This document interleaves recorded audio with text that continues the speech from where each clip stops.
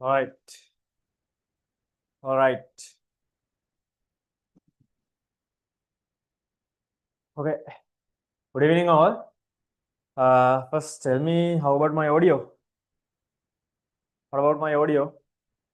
Students?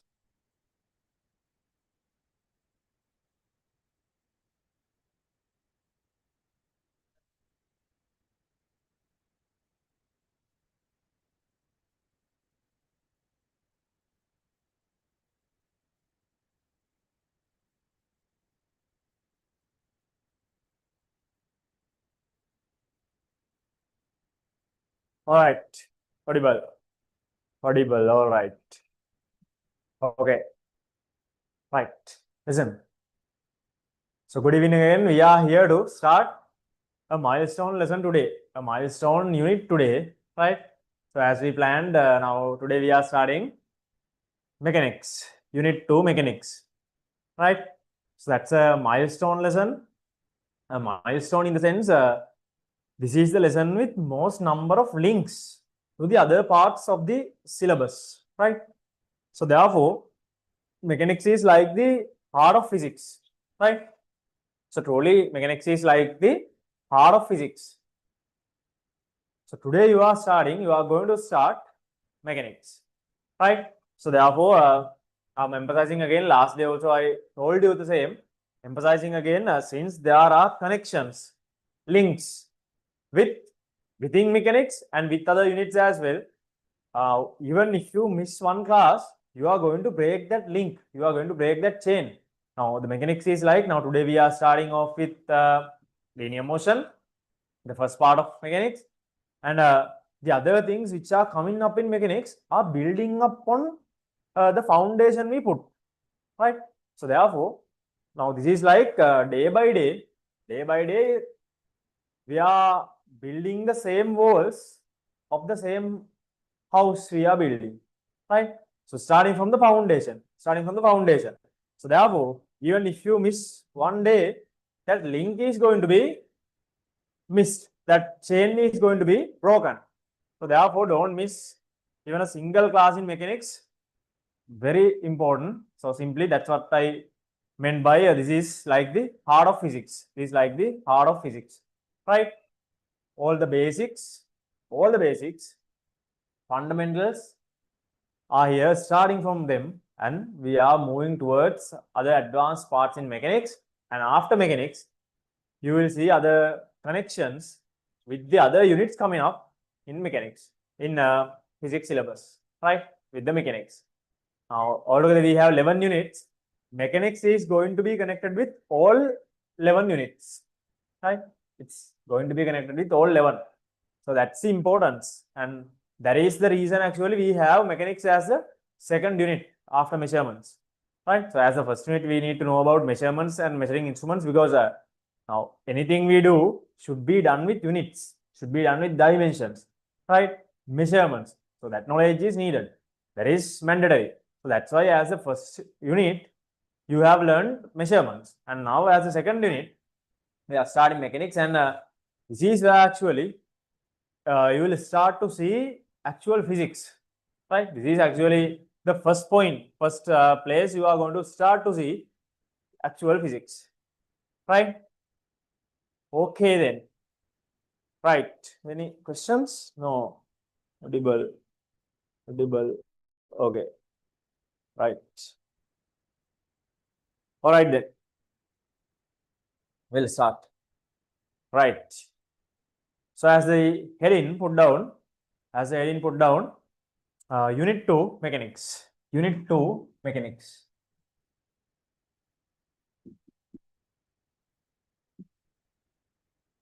Unit 2 mechanics.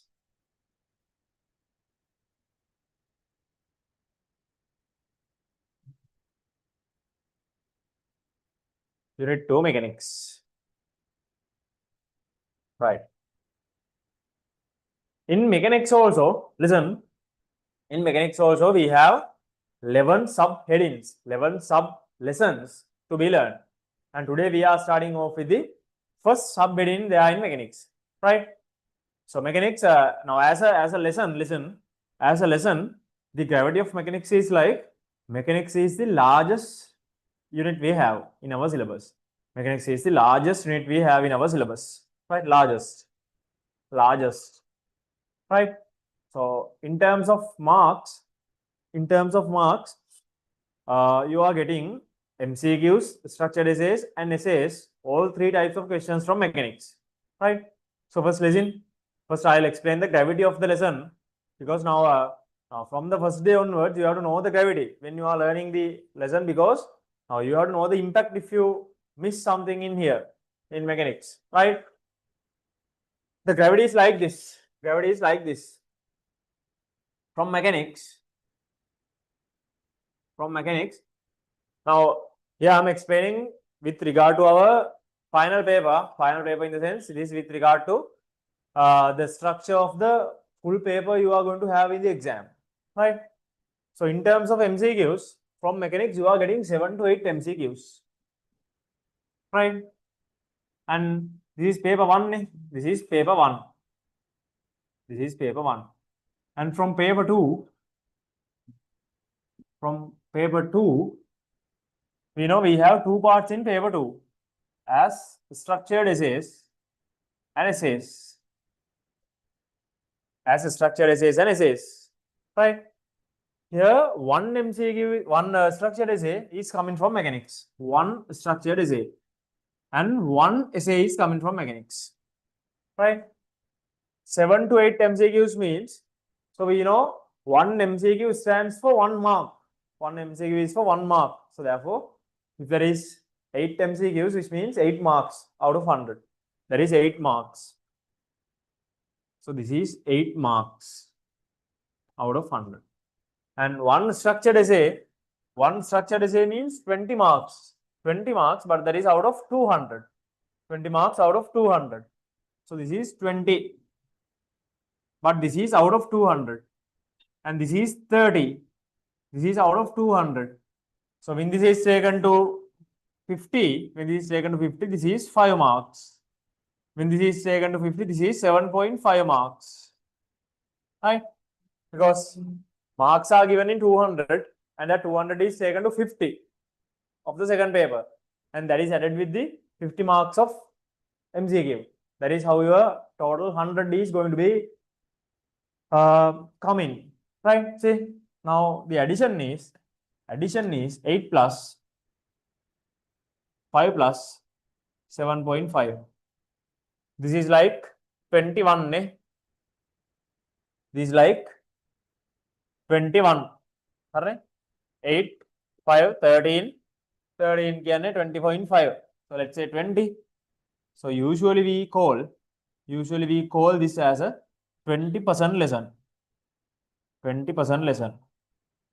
So in our syllabus, you will see in the coming parts. We can categorize coming lessons, coming units actually, not the lessons. We can categorize coming units as 10% units and 20% units, right? So this is one of the 20% unit, right? So which means mechanics stands for 20% of marks of your 100 in the final paper. That's a huge amount. That's a massive amount, right? 20 marks here, the 100 will in 20 marks. That is exactly 1/5. Exactly 1/5 of 100 marks is here, mechanics, right? So therefore, this is a massive unit with a massive gravity, massive weight, right? So I'm showing you these things to engage you with the lesson from the first day onwards and to make you interested about the lesson, because now this is a lesson you are going to get more marks, right? So at the end of the day, after learning something, our final target is, after understanding, doing sums, everything, our final target is what? Our final target is final exam. Final exam is 2027 A-level exam, right? So in that exam paper, this stands for 20 marks, right? That's the idea. That's the weight it has, right? So if someone wants to take this down, you can take this down quickly before I raise. If someone wants to take it down.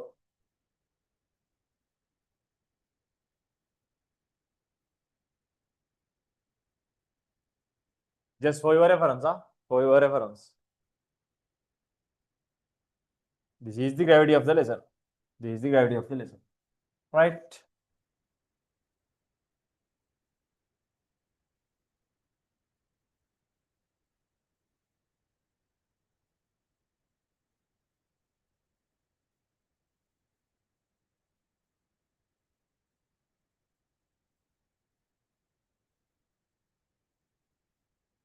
And one more thing I want to say is now I actually delivered the same message in my other classes as well.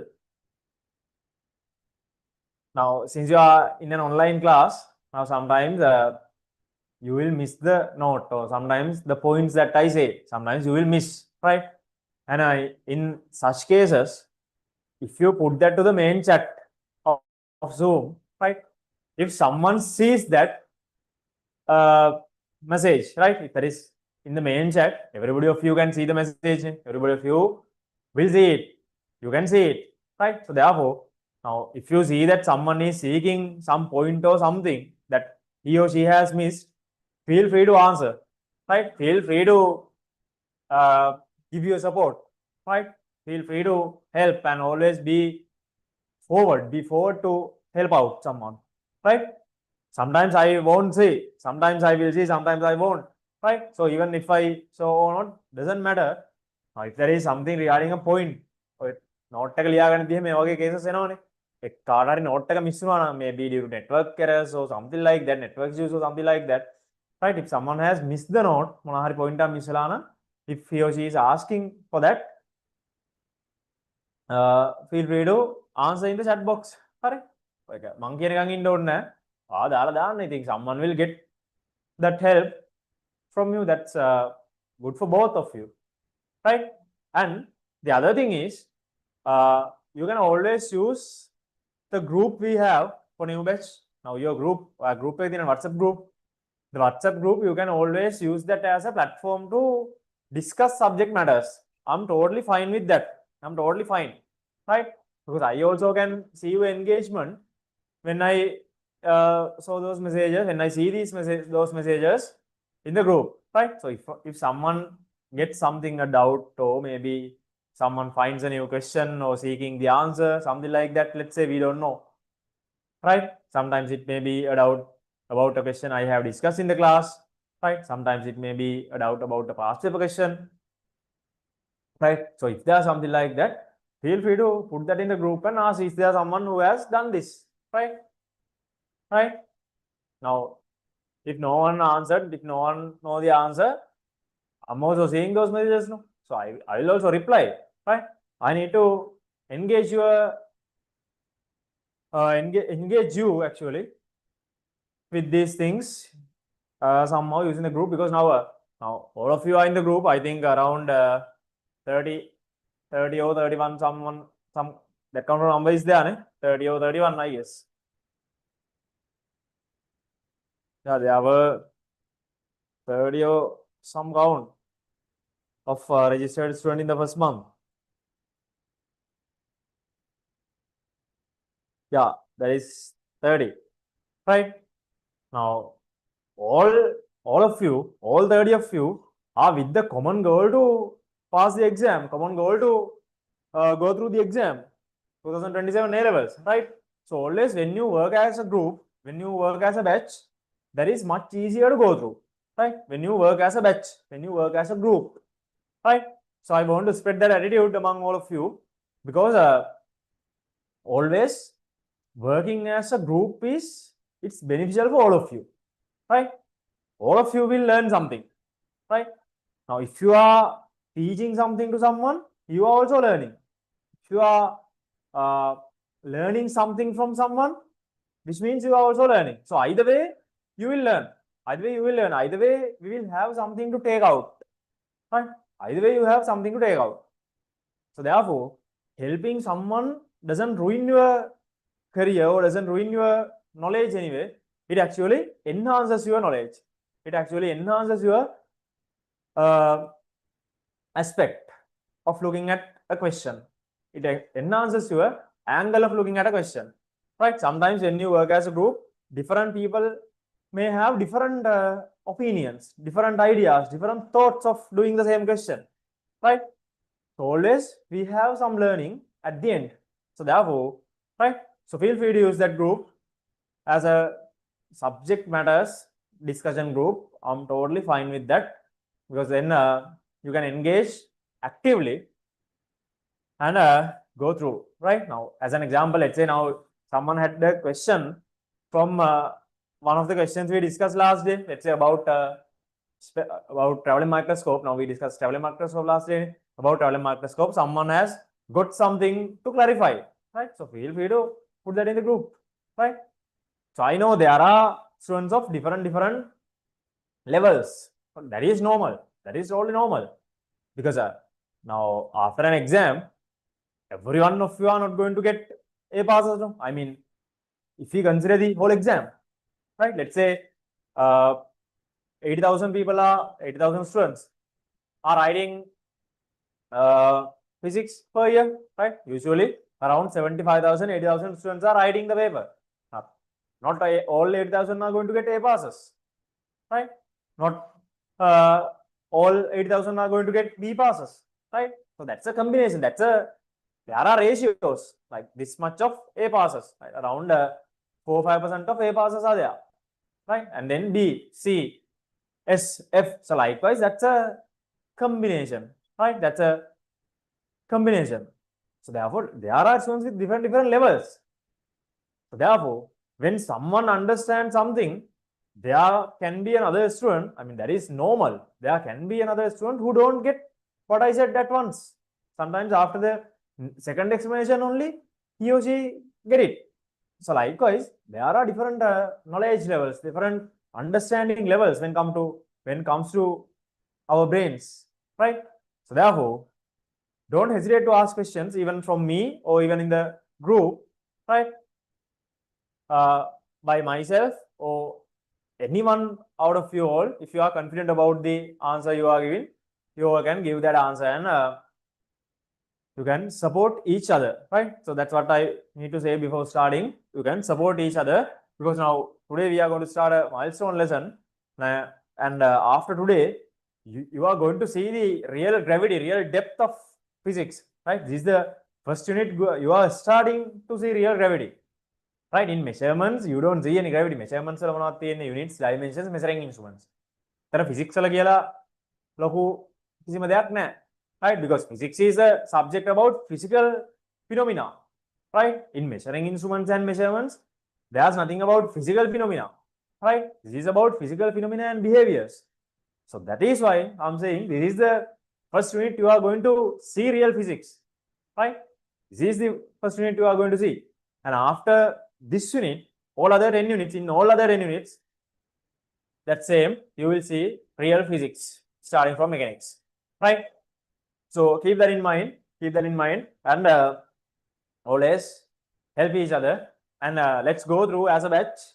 Now you have around 2 years and let's say around 4 months of time remaining for the exam. Sorry, not 4 months, 2 years and maybe not 2 years and 4 months. 27, it will be in August. So which means that is around 2 years, right? That is around 2 years.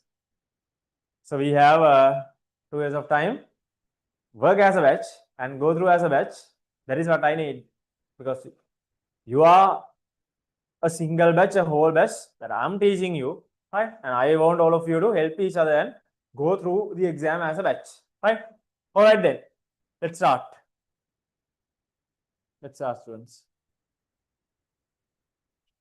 Right.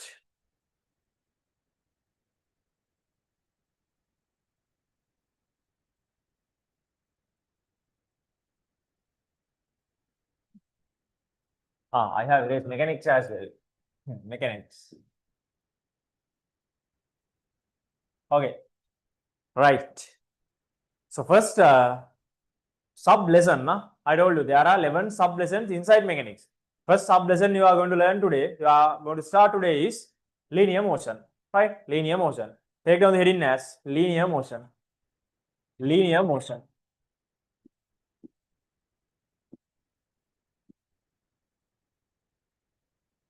Linear motion.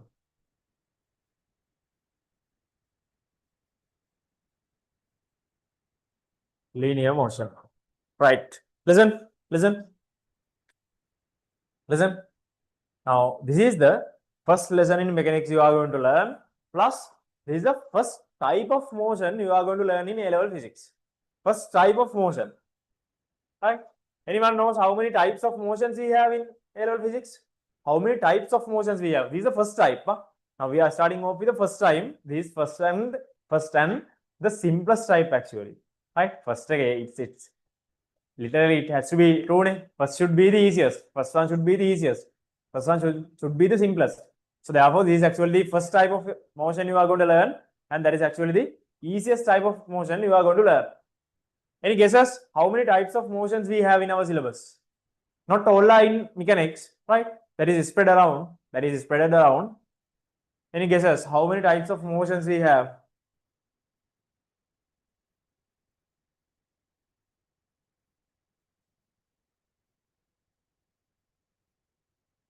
So it's better if you can put your messages to main chat, because I think I said this in the last class also. Now with this new Zoom update, now when you put me a direct message, what happens is it goes into a separate chat box, right? Then I have to click that chat box and then only I can go into the chat box, right? Otherwise the message is not visible. But if you put onto the main chat, so I can see that chat is going up automatically, and then I can see the messages at a distance like this.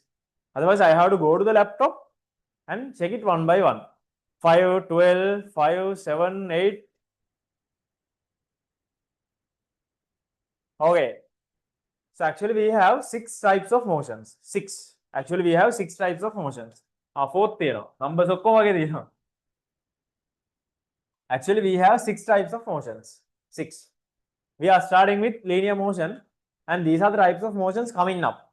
Right? All of them are not in mechanics. Only 4 of them are in mechanics.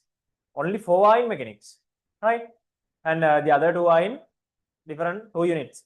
Right? In mechanics, we are going to learn about first motion, linear motion, and second motion is projectile motion, and third type rotational motion, and 4 circular motion, and 5 simple harmonic motion, and 6 last but not least helical motion, or we call spiral motion.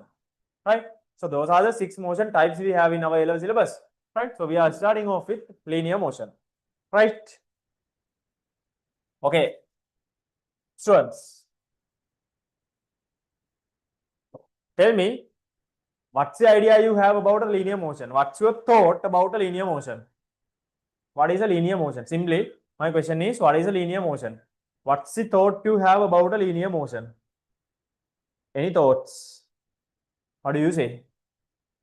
Right? I don't need definitions. I don't need correct introductions. Right? I don't need technical terms. Just tell me your thoughts. That's it. Simple as that. In your own words, just tell me your thoughts. What do you have in mind when I say a linear motion? What's coming to your mind when I say a linear motion?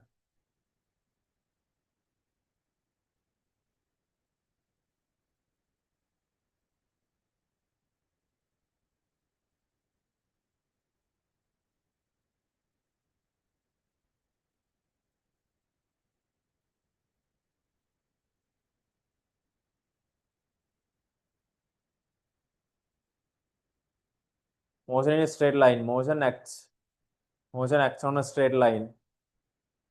Okay. Yeah, others?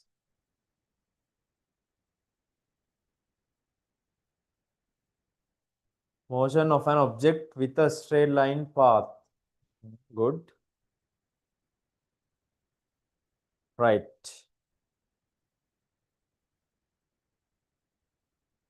Right. Okay, yes. So what most of you said was correct. Correct. Linear motion is a motion which undergoes in a linear path. Linear. Linear means that's a line, a straight line. Linear means line, linear can line. Right? So if any motion undergoes in a straight path, in a straight line, that is called a linear motion. Very simple as that.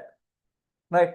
It doesn't matter whether it moves with a uniform velocity or whether it moves with an acceleration or deceleration. Doesn't matter. As long as if the motion undergoes in a straight line, that is called a linear motion. Okay, put the heading as linear motion and write down first point. Write down first point with an asterisk mark. Write down first point with an asterisk mark. If an object, write down, if an object travels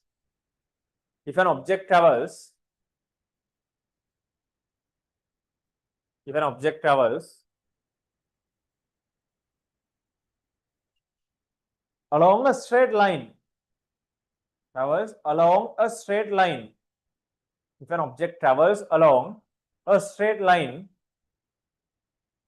if an object travels along a straight line,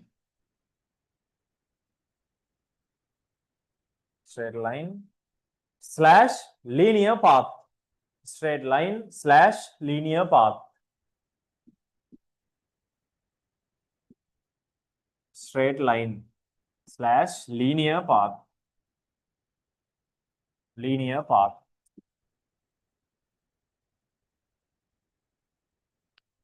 it is called a linear motion. It is called a linear motion. It is called a linear motion. It is called a linear motion.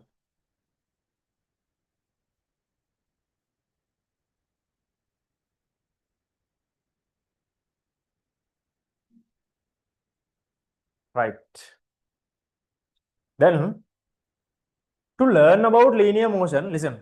To learn about linear motion, we have linear motion parameters.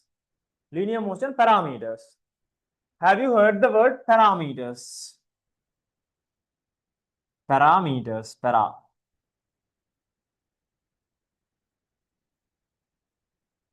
Anyone who has heard the word parameters? What's the idea? What's the idea of parameters? Now I said linear motion parameters. What's the idea of parameters? Anyone come across the word? Anyone has come across the word parameters? Anyone? Yes.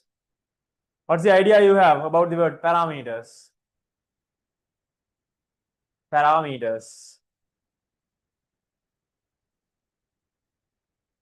A numerical measurement. A numerical measurement. Good. Others?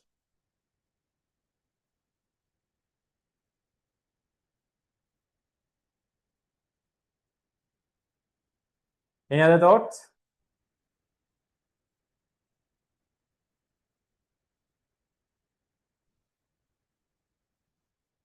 A numerical of other measurable factor forming one of sets defined. ChatGPT dala answers kiyanne pa. I just ask your thoughts. Right? I just ask your thoughts. Now, when I ask a question, don't ask that question from ChatGPT and put that here. Right? What's the point? What's the point? Right? I'm just asking your thoughts. Right? Now, when you use technology, use it wisely. Use it wisely. Right? A measurement. And the other thing is, now when you do a question also, right? When you do a question also, don't ask that question from ChatGPT or any other AI bot before you do the question, because otherwise, how your brain is going to train? Right? ChatGPT will train. Now, this is an exercise for the brain. Exercise in the sense, now when you do something, when you do a question, when you do a sum, always your brain thinks, right? And thinking is actually a skill that you have to develop, right? Skill එකක් කියන එක develop කරගන්න ඕනේ. That's a skill we have to develop, right? Now when you will see the questions which are coming up in linear motion, right? Thinking parts are there. Now if you can't think of the question, which means you have to train your brain and you have to develop your brain, right? So ChatGPT is not never going to help you out in that regard, right? So therefore, especially in A levels, don't ever try to ask questions from ChatGPT, right? So unless otherwise that is highly necessary, otherwise don't do it, because that is useless actually in terms of your thing, in terms of thing we have to do. It is useless, and that is actually disadvantages when it comes to our thinking, right? Because we don't think when we see something on the screen, we don't think, right? But always if you can think, when you think by using your own thoughts, using your own brain, right? Then only our brain is going to train. Right? මේක train කරලා ඒ skill එක හදා ගන්න ඕනේ. Right?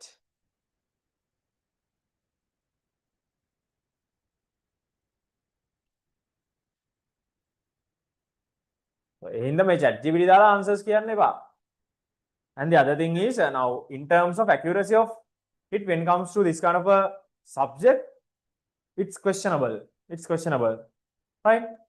So I have noticed plenty of cases where it goes wrong, especially when it comes to maths-based subjects like maths, combined maths, physics වගේ subjects වලට අමාරුයි. Because analytical part is higher, right? Analytical part is higher, thinking part is higher. So therefore, it's not going to work fine always, right? So there are plenty of cases it goes wrong. Okay, so final conclusion is we can't rely on that. We can't rely. Okay, so idea of parameters is, right? Idea of parameters is simply a parameter is a variable, right? Simply a parameter is a variable. Simple as that. Simple as that. ChatGPT එකත් ඒක කිව්වරෑනේ. දැක්කනේ. ChatGPT එකකට පස්සේ variable කියලා කිව්වරෑනේ. The easiest way is this a variable. Parameters means variables. Parameters means variables. Simple as that. Parameters means variables. Right? Yeah, measurements, that is partially correct. Right? So up to some extent that is correct. So simply parameters means variables. Right. Now, if we are to learn about linear motion, we have to think of few variables. Variables in the sense, now with those variables only, the motion can be explained. A motion can be explained, the linear motion can be explained using these parameters or using these variables only. Right? Okay. We'll see what are the parameters we are going to use when explaining this. Right? As a next heading, write down linear motion parameters. Next heading, linear motion parameters.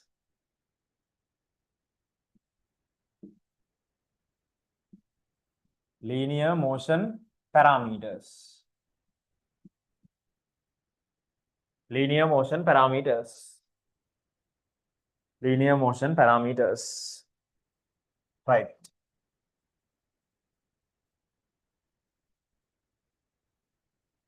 Okay. Listen. Now, let's assume this object starts a motion from here and it travels in this straight line up to this point, right? And in a motion, listen, in any motion, the point where we start measuring time, listen now, listen, very important. In any motion, the point where we start measuring time is called t equals 0. T equals 0, the point where we start measuring time. So let's say t equals 0 of this motion is here, and t equals t of this motion is here. T equals t means a time of t has passed. A time simple t has passed, right? So therefore, the consumed time or the spent time for the motion is always given by final timestamp minus initial timestamp. This is actually a timestamp. Timestamp එකක් තියෙන්නේ. ඒ කියන්නේ t equals 0. Now we define the point as t equals 0. And with respect to that t equals 0, this point is t equals t. Right? So the time duration is the duration between final and initial points. So therefore, the time duration here is t. Time duration is t. Right? Now, when I start thinking about a linear motion, now you saw that I had to explain about time, or I have to think about time, because if any motion happens, if any motion occurs, it consumes time. It spends some time in the motion. So therefore, time is going to be a variable. Right? Time and the motion gonna explain when motion starts from somewhere and ends at somewhere. So in between, there are some finite amount of time it consumes. So therefore, one of the variables is time. Look at the board, don't write. Don't write, just look at the board and listen to the explanations. So one of the variables is time. We usually denote by t. Right.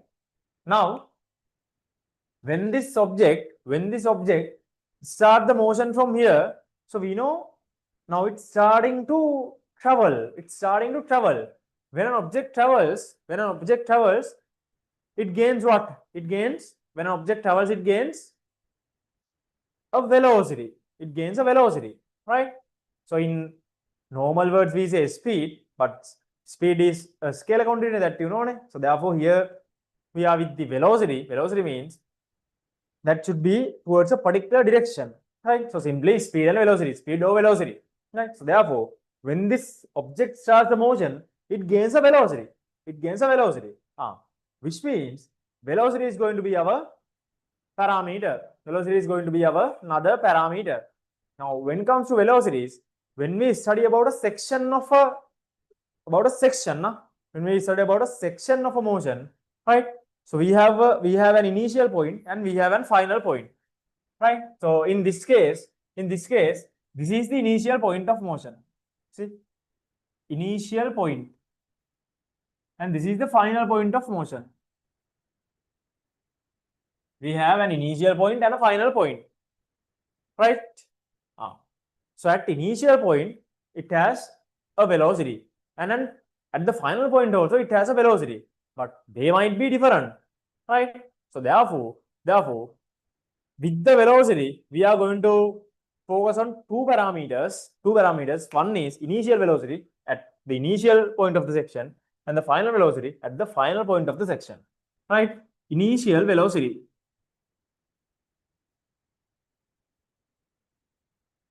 We usually denote initial velocity by u.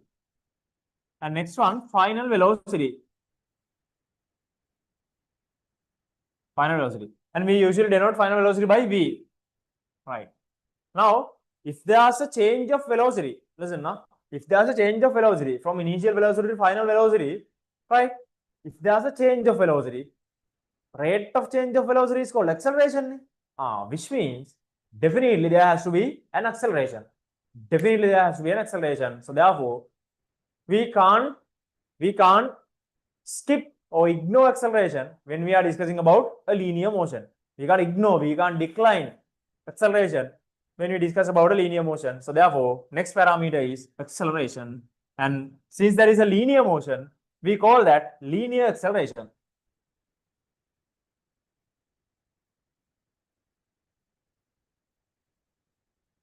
Denoted by simple A, right? The reason to say it as linear acceleration is because, right, you will see different types of accelerations in coming up motions, right? So therefore, now we have to be specific as linear accelerations here in linear motion, right? Now, unlike O levels, in O levels, the only acceleration type you have is linear accelerations. But here in A levels, we have 3 different types of accelerations. Actually, four different types of accelerations. So therefore, now all the accelerations types are different. So therefore, we have to be specific with the type of acceleration. So in linear motion, we call linear accelerations, right? And when the object moves from here to here, when the object travels from here to here, it covers some distance. It covers a distance, right? So in mechanics, in linear motion, we don't deal with distances that much, right? We are interested about displacements, the vector property, right? So therefore, let's say this is point A and this is point B, and from point A to point B,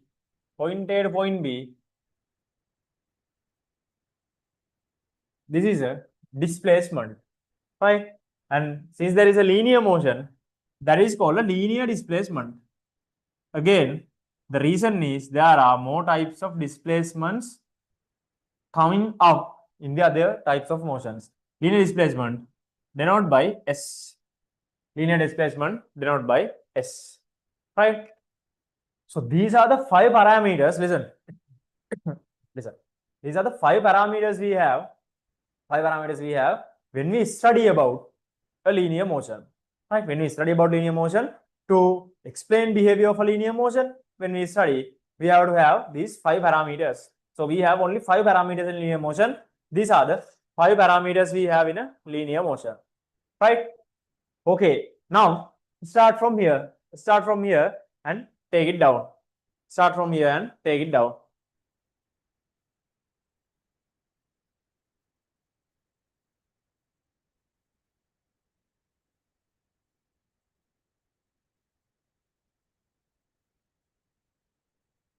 Right?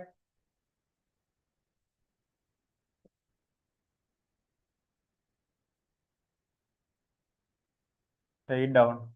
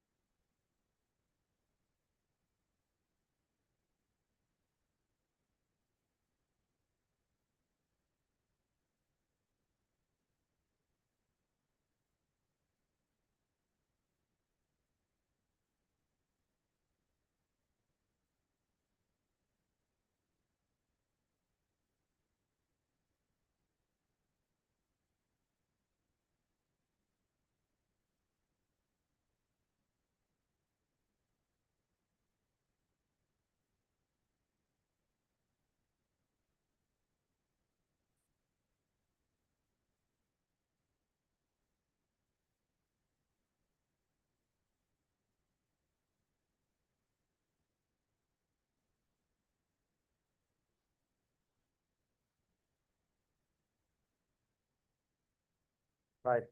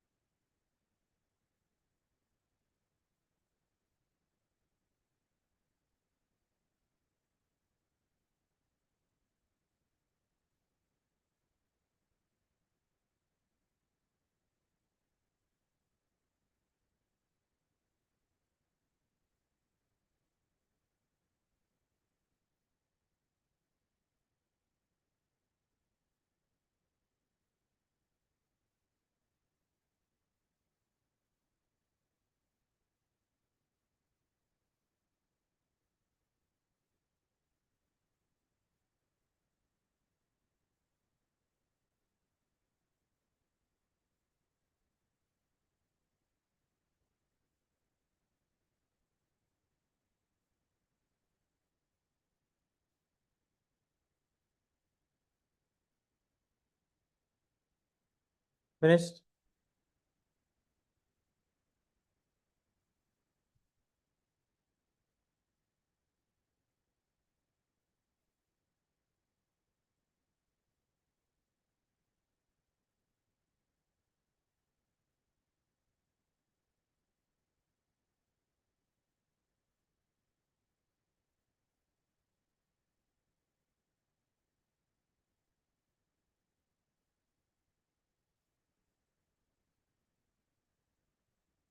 Right.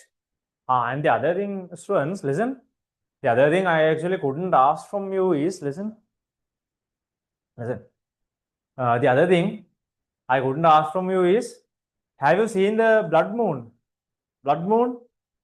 Have you seen it?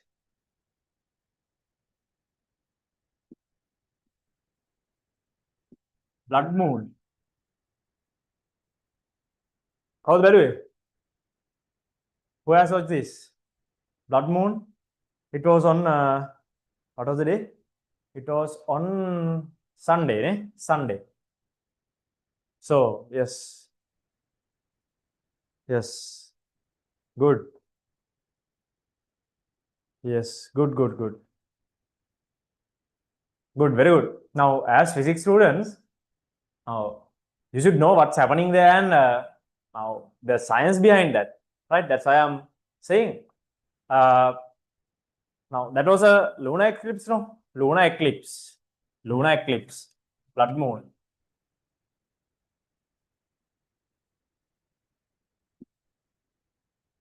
That was a lunar eclipse, right? So there, what happens is that only 3, 4, 5.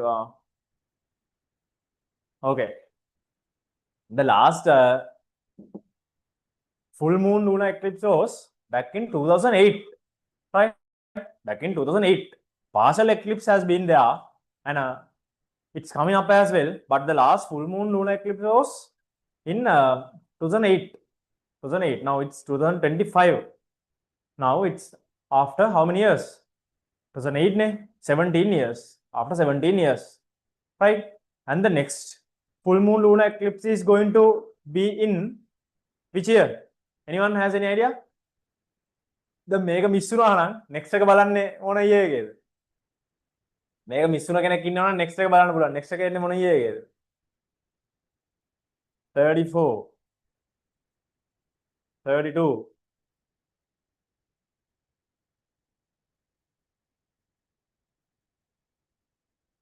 No. No. The next one is 2040 or 45 as I can remember. ආයි මේ blood moon එකක් එන්නේ නැහැ. Right? ආයි blood moon එන්නේ නැහැ. 28, 32, 34 ඔක්කොම තියෙන්නේ partial eclipse. Partial in the sense now only one part of the moon will be covered with the shadow of the earth. One part. But this week what we had was a full moon lunar eclipse. Full moon. A full one. Right? The full lunar eclipse is again coming in 2045 as I can remember. Right? So there's a huge time difference in between. එහෙම තමයි. Last එක 2008 තිබ්බේ. Then 2025 අනිත් එක 40 or 45 somewhere around. Right? So right, it's kind of a rare occurrence. Kind of a rare occurrence. Right? Now I can remember the 2008 one as well. Right? Then I don't know the science facts and figures behind it at that time, but I can barely remember that I watched it. Actually, my dad shows me that there's something like this කියලා මට පෙන්නුවා මට නිකන් මතකයි, but I never know what happens there. නිකන් දැක්කා, right? But now this time, now since we are matured enough, now we can understand what's happening. And I was in the university on that day because now in the university, the Astro Club, they had organized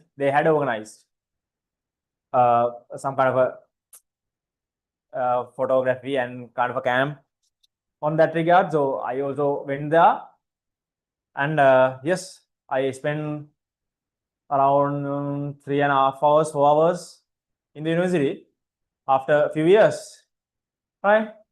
From 9:30 to around 1:30. I was there up to 1:30 in the AM, 1:30 in the morning, right? 1:30 AM in the morning. Then I experienced the whole thing in my own eyes, and yeah, it's a nice experience that you can have if you watched it properly from the beginning, right? Now, what's happening in a eclipse is this: we have moon somewhere here. Moon is small. This is moon, right? And we have sun somewhere here. We have sun somewhere here. Sun. And our earth is coming to in between like this. Our own earth is coming to here, right? Now when sunlight falls, we know there's a shadow of earth that is forming here. See? Now, when sunlight falls like this, there's a shadow of Earth. There's a shadow of Earth that is falling onto moon, right? So that is what we saw. That is what we saw. Shadow of our own Earth, right? So therefore, now if you watch it from the beginning, you might have seen this. Now it's starting from something like this. So like this, the shadow increases. Like this, the covering part of the shadow increases.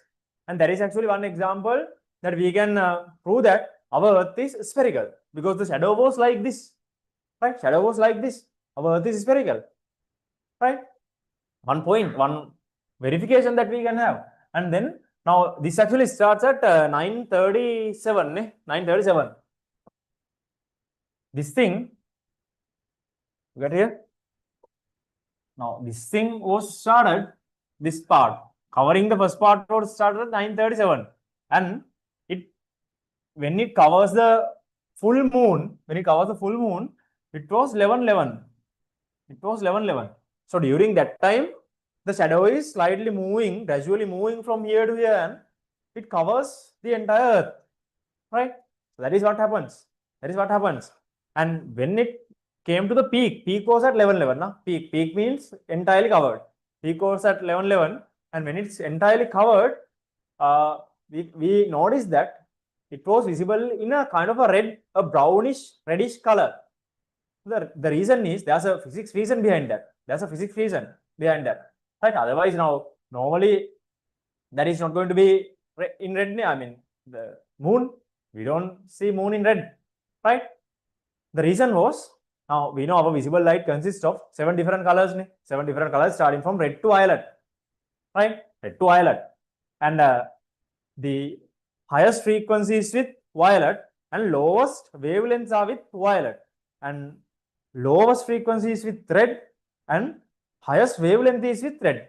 So therefore, when the shadow falls, when light rays coming through atmosphere from sun to earth to moon, the light rays with higher lambda values, higher wavelengths are only reaching the atmosphere. There are different reasons for that. There is something called diffraction in light. Diffraction. So due to diffraction, when it travels through an obstacle like this, now there is an obstacle in the path. So therefore, there is something called diffraction in light. You are learning in waves, right? We have in waves. That's why I'm explaining, right? Diffraction. That is called diffraction, right? That is called diffraction. So what happens is due to diffraction, lights with, or the colors with low lambda scattered further. Scattering is high in the lights with low lambda. With the lights of higher lambda, scattering is low. So therefore, now what happens is, when it comes through this obstacle, the colors such as blue, violet, indigo, green, that side with shorter lambda values scatters a lot. They scatter a lot. Since they scatter a lot, right, they are spread all around. And the opposite happens for the colors like red, orange, yellow, for the colors like red, orange, yellow, right? So therefore, what happens is their scattering is low. Since their scattering is low, right, when it falls to moon, their scattering is low. So we will see it as in red, because now what actually has fallen onto moon is the colors with the higher wavelengths, higher wavelengths and smaller frequencies. Higher wavelengths and smaller frequencies. That's the reason. Wavelength එක වැඩි කට්ටිය scatter වෙන්නේ. Scatter වෙන්නේ නැතිද මෙතෙන්ට එනවා. So that's why we see it as a red moon. Right? That's why it's called a blood moon. That is actually an illusion. Illusion කියන්නේ මේ අර අපිට එක පේනවා එහෙම පේනවා. That's an illusion. Right? The reason is that diffraction of waves. There's a real physics behind that. නැත්නම් එහෙම රතු පාට වෙන්නේ මේ මොකක් හරි අර මේක මැජිකල් කේස් එකක් තමයි රතු පාට වෙනවා කියලා අර සමහර කට්ටිය නිකන් එහෙම හිතන් ඉන්නවනේ. එහෙම නැහැ. Right? That's the science behind it. That's the physics behind it. Right? So that's what happened. Then thereafter, after this was 11 was the peak, and then the opening side starts. Opening side. Then make a move in a command. The shadow is like this, and the opening side starts at 12:26 or something. 12:26, and then it was opening like this, and the entire shadow goes out by 2:25 a.m. by 2:25 a.m. 2:25, right? Something like that. So those are the phases we saw. Those are the phases we saw, right? Right? So you have to have an idea what has happened there, and I hope most of you have watched it because it was a clear day for Sri Lanka. Hope, I mean, very luckily it was a clear day for Sri Lanka when we saw it. So for most of the areas in Sri Lanka, I know that it was clear, right? So therefore, yeah, if you have watched it without missing, for sure, I know that's a good experience. You can have the rare experience you can have in your life. Sometimes it may be once in a lifetime, because now, let's say, even though there's an eclipse, say it was a rainy day, so the sky is covered with rainy clouds, we don't see it. So therefore, there should be a little bit of luck as well, right? Luck එක නැත්තම් මුකුත් කරන්න බෑ, right? So therefore, sometimes it can be once in a lifetime case, right? So if you have watched it, I'm sure that it's a good experience, nice experience for your life, right? That is because of diffraction. That's why we saw a reddish moon, right? That's the reason behind it, right? Now 26 batch is learning these days, right? 26 batch waves. So what will happen to the moon if it was raining at that time? Moon because rain clouds are very low. Moon it's far, right? Clouds තියෙන්නේ පල්ලෙහා. Clouds තියෙන්නේ ළඟ, right? Rain clouds are like 1 kilometer, 2-3 kilometers away, but the moon is like many miles away. So my mom was showering to sleep. So next day school, unfortunately. Now peak was 11 ඉතින්. හරි ඉතින් photograph එකක්වත් බලන්න. I don't know.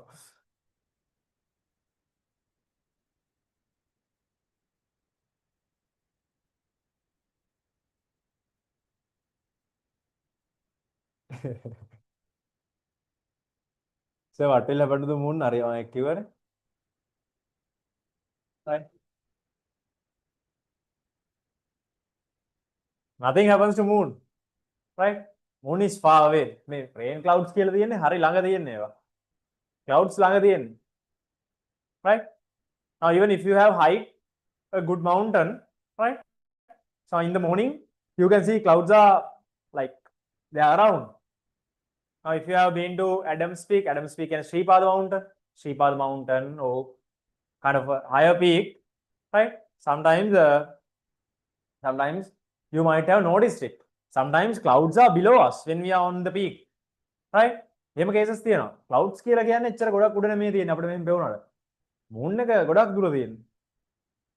So won't anything called bloody sun happen? Bloody sun.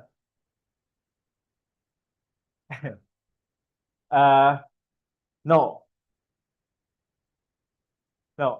මම sun eclipse එක ගැන අනිත් දවසේ කියන්නම්. මේ වගේ මොකක්ද වෙන්නේ කියලා. හරි? ඉතින් ඒක වෙන්නේ මොකක්ද කියලා හොයලා බලන්න. දැන් diffraction එකක් හින්දානේ මේක උනේ. අරක diffraction එකක් නැහැ. මේක හොයලා බලන්න මොකද්ද මේකේ position එක කියලා. ඒතකොට තේරෙයි. Right? මම එකක් આવත් explain කරන්න. Right? Okay. That's enough.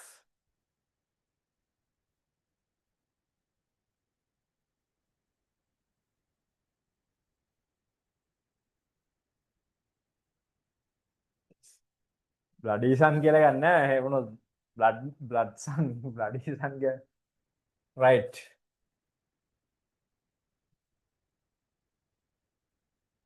Now, I'm serious, man. If you have witnessed this in your own eyes, yeah, that's a very good, a rare experience you can have. A rare experience you can have. Right? Now, in the future also, now, if I got to know about some such kind of a thing, I'll pass a message to you all as well. Because there are things happen. Sometimes they are once in a lifetime. Right? Yeah. Okay. Next. Right. Now, listen. Using these linear motion parameters, now we have linear motion equations built up. Linear motion equations. When it comes to linear motion equations, proofs of linear motion equations are not here in physics. Right? So therefore, we will be directly using the equations. But in maths, if you are doing combined maths, if you are a combined maths student, you will see the proof of these equations as well in combined maths. Right? So in physics, we don't have. Okay. Then as an excellent write down linear motion equations. Linear motion equations. Next heading. Linear motion equations.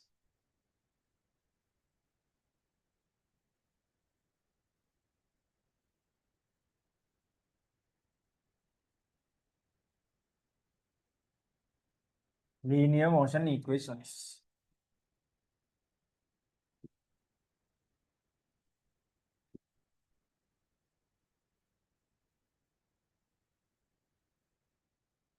Right. Listen, look at the board. We have 4 linear motion equations. We have 4. Sometimes you might know some of the equations and some of the equations you might not. Right. First one, V equals U plus AD. V equals U plus AD. And second equation, S equals UT plus half AD squared. Right. And then V squared equals U squared plus 2AS. And last, S equals V plus U over 2 whole thing into T. These 4 equations are called linear motion equations. Right. Now, with the meanings of these parameters, you can see, right? With the meanings, since we know the meanings of these parameters already, now you can see now in different equations, they have relationships among different physical quantities, different parameters. Right. So therefore, the purpose of using an equation is to find an unknown physical quantity, unknown parameter, unknown variable. Right. So we'll be using these equations to determine unknown variables in the parts coming up. Right. Okay. Mention all 4 equations. Mention all 4 equations and highlight all 4 equations. Mention all 4 equations and highlight all 4 equations like this.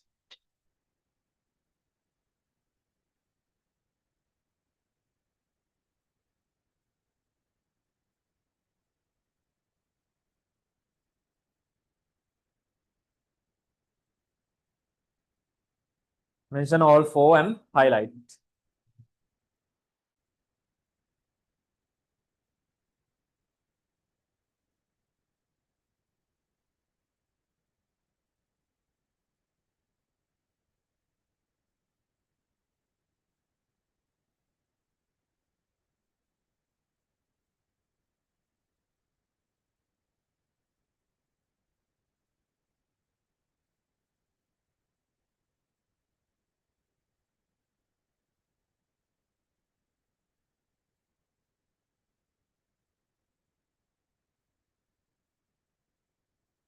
Right. Okay. Now I'm not going to introduce these terms again because the meanings of these terms are here. These are the meanings. Right.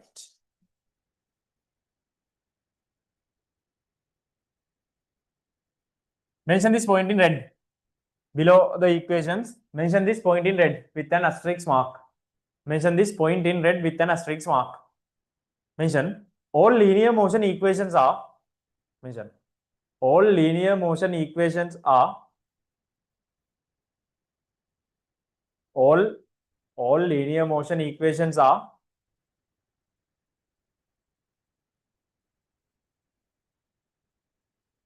All linear motion equations are vector equations. Vector. All linear motion equations are vector equations. All linear motion equations are vector equations. Right? Next point. Next point. Therefore,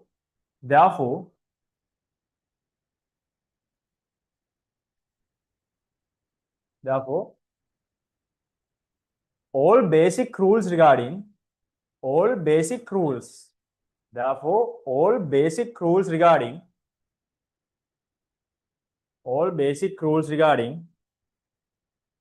vectors are therefore all basic rules regarding vectors are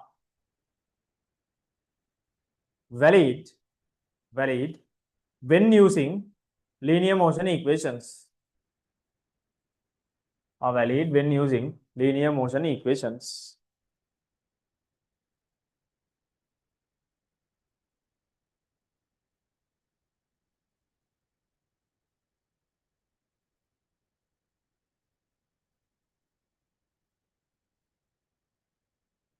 Right. Listen, now let's see what these basic rules regarding vectors are. Right. We'll see what these basic rules regarding vectors are. And before it, listen, now we have a separate lesson comes up as vectors, right? In the coming part, in the sense after linear motion, we have a separate lesson coming up as vectors. So there also we will be learning these things again. But here what I'm explaining is just the things we need for linear motion, right? The first part of the mechanics is linear motion and linear motion graphs. In this part, our focus is all about linear motion and linear motion graphs, right? So don't worry. Now I'm just explaining the basic rules regarding vectors which are useful here for linear motion. Otherwise, there's a separate lesson. Separate lesson comes as vectors in the coming parts. Okay. As the next heading, write down basic rules regarding vectors. Write down next heading. Basic rules regarding vectors. Basic rules regarding vectors. Write down one by one. Na? Write down one by one. Write down one by one. First one, write down. First one, vectors acting along the considered direction. First one, vectors acting along the considered direction. Vectors acting along the considered direction are considered as plus. Vectors acting along the considered direction are considered as plus.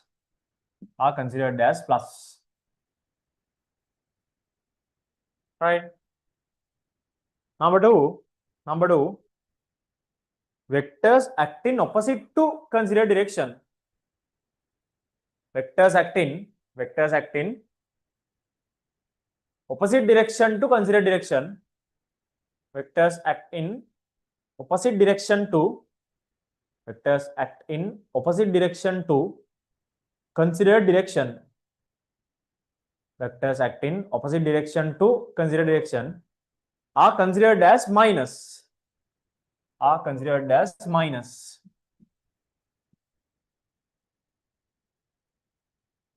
Vectors act in opposite direction to considered direction are considered as minus.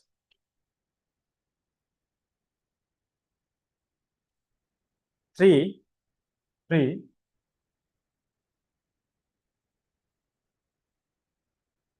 Vectors act in perpendicular direction to.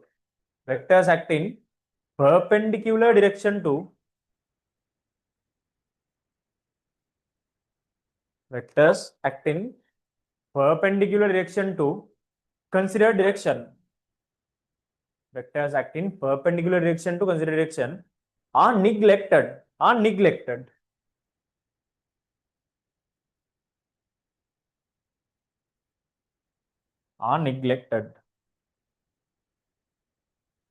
And four, last one. Vectors act in inclined directions to. vectors acting inclined.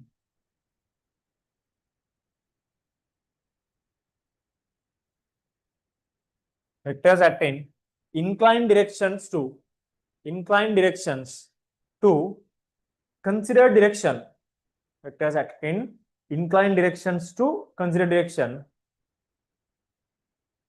are dissolved into components. Are dissolved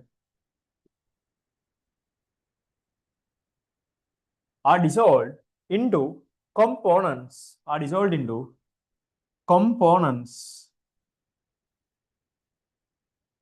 Are dissolved into components. Right? Are dissolved into components. Right. Now, even though there are 4 vector rules, basic rules, right? In linear motion, you will be using only 2, right? You will be using only 2 in linear motion, right? But I gave you all 4 at once because now all of them are needed in the coming parts. Now, when you are studying this again, when you go through the note again also, when you see all 4 at the same place, at the single place, that is much easier to you when you study, right? Because now when you go through this note again after, let's say, after projectile motion is done, then you will understand this better. So therefore, you have to see all 4 at once. So that's why I gave you. Otherwise, for the initial part of linear motion here, only first 2 vector rules will be used. Only first 2 will be used. Right? Okay. Now, let's see how this example, how these equations are applied using an example. Right? Look at the board. Okay. Take this down as an example. Take this down as an example. Right? Take this down as an example. Write down. Huh? I'll speak out. So write down the question. Write down the example. An object starts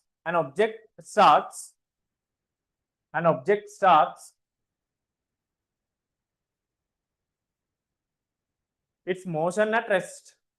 An object starts its motion at rest and gained a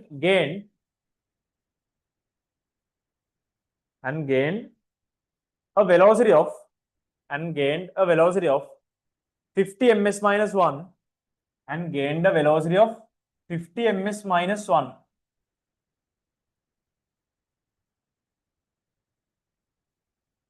After 10 seconds of motion. After 10 seconds of motion. After 10 seconds of motion. After 10 seconds of motion. Right? Number 1. Problem number 1. Determine. Problem number 1.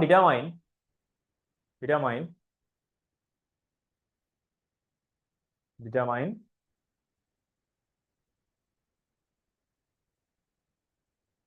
linear acceleration of object. Determine linear acceleration of object. Determine linear acceleration of object. Determine linear acceleration of object. Second one, determine linear displacement. Determine linear displacement during this time. Determine linear displacement during this time. Determine linear displacement during this time. Determine linear displacement during this time. Okay, that's it. And students, have you received the route?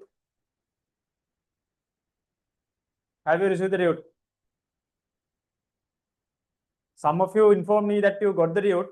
Some of you informed me today actually. Right, yes, good, very good. Tell me if there's anyone who didn't get the route yet. Yeah, it seems all of you have got. Tell me if there's anyone who didn't get the root yet. Quickly. No one. Is it no one?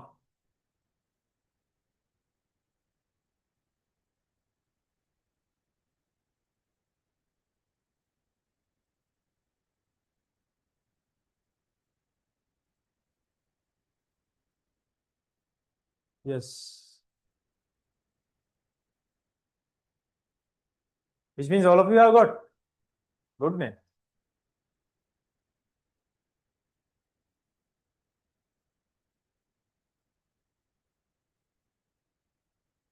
So I didn't get it yet because I didn't. No.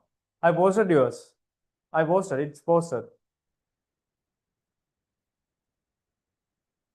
Yeah, I can remember. I posted it. So if you didn't get it, by tomorrow, probably you will get.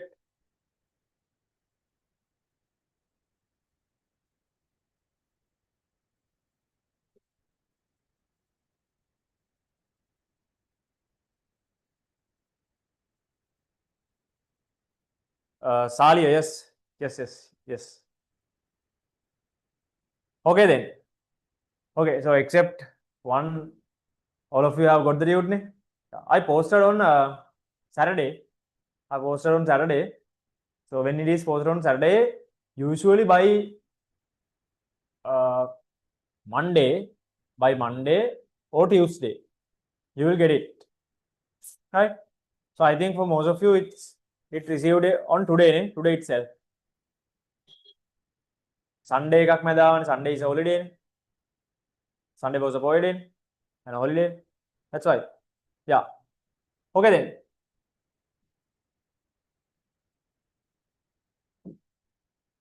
Look at here. Now, look at the board. When you are given a question, as a habit, go through the question and draw a sketch. Right? So make that the practice, make this a practice, this question onwards, because now when it comes to advanced questions which are coming in the other parts with different sections, different behaviors in different sections, right? So we have to have a clear diagram of what is happening in this system, in that particular linear motion. So therefore, starting from the simplest question, now this is an example, this is a simple example, but starting from the simple example, start practicing drawing this diagram as well, right? Otherwise you will stuck when we are moving towards the advanced questions, right? So therefore, now starting from the first one, always have a diagram, practice the diagram, and then go to the calculation, right? Now we don't need nice and beautiful diagrams. We just need the data to be marked there. Only the required data to be marked, right? So therefore, we are drawing something like this. Look at the board. Now initially the object was here. Now I told you, always we denote the time starting point as t equals 0, right? So let's say this is t equals 0 of this motion, right? And let's label that as point A. Labeling is up to us. Labeling is up to us. You can introduce your own labeling when you label points A, B, C, D, E, F, anything, right? And now this is a linear motion from here to somewhere here, and the motion is at t equals 10 seconds in the second interested point, second interested point, right? And I told you it starts from rest. Starting from rest means initial velocity at the starting point is 0, starting from rest. So therefore, velocity at here is 0, so u is 0, right? And we don't know the velocity here, so let's label it as v. And we don't know the displacement. We know the velocity, 50, sorry. So we know this as 50, right? And from 0 to 50, it is accelerated. So therefore, there is an acceleration for the motion like this. Now usually when we denote acceleration, we use multiple arrowheads, right? Now otherwise, if you use the single arrowheads, we can't segregate the velocities and accelerations, no? So therefore, as a practice for velocities, we use single arrowheads. for accelerations, multiple arrowheads, right? And the displacement from here to here, A and B, let's say A and B, yeah, points are A and B. And since I asked about the displacement from A to B is from here to here, displacement from A to B. So likewise, while going through the question, listen now, listen. While going through the question, we have to grab the given data and mark all of them in the diagram. And the purpose of diagram is now just by looking at the diagram, I can explain this story, I can explain this behavior without going through the question again and again. So therefore, we go through the question only at once, right? Only once. We'll go through the question only once, and then we are taking all required data, all given data to the diagram, and then we can just focus on the diagram and do the calculation, right? So first take down the diagram.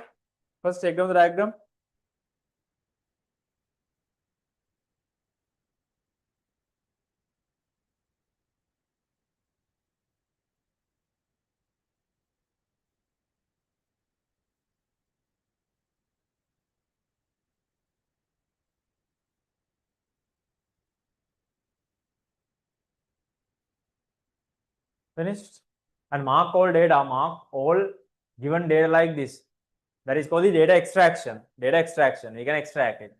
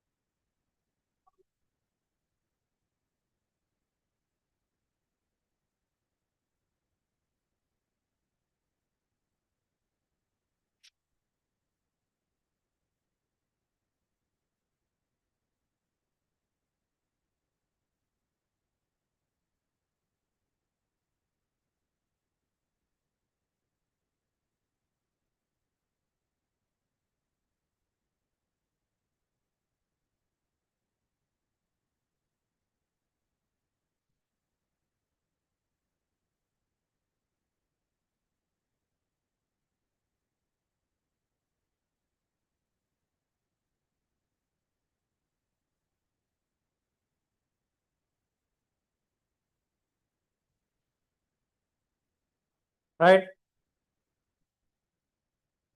Okay. Now listen. Very important, huh? Very important. Basics, fundamentals. So starting from here, grab everything properly, perfectly, and then you won't miss anything. You can do these things. You can tackle these questions easily without worrying about anything. Listen.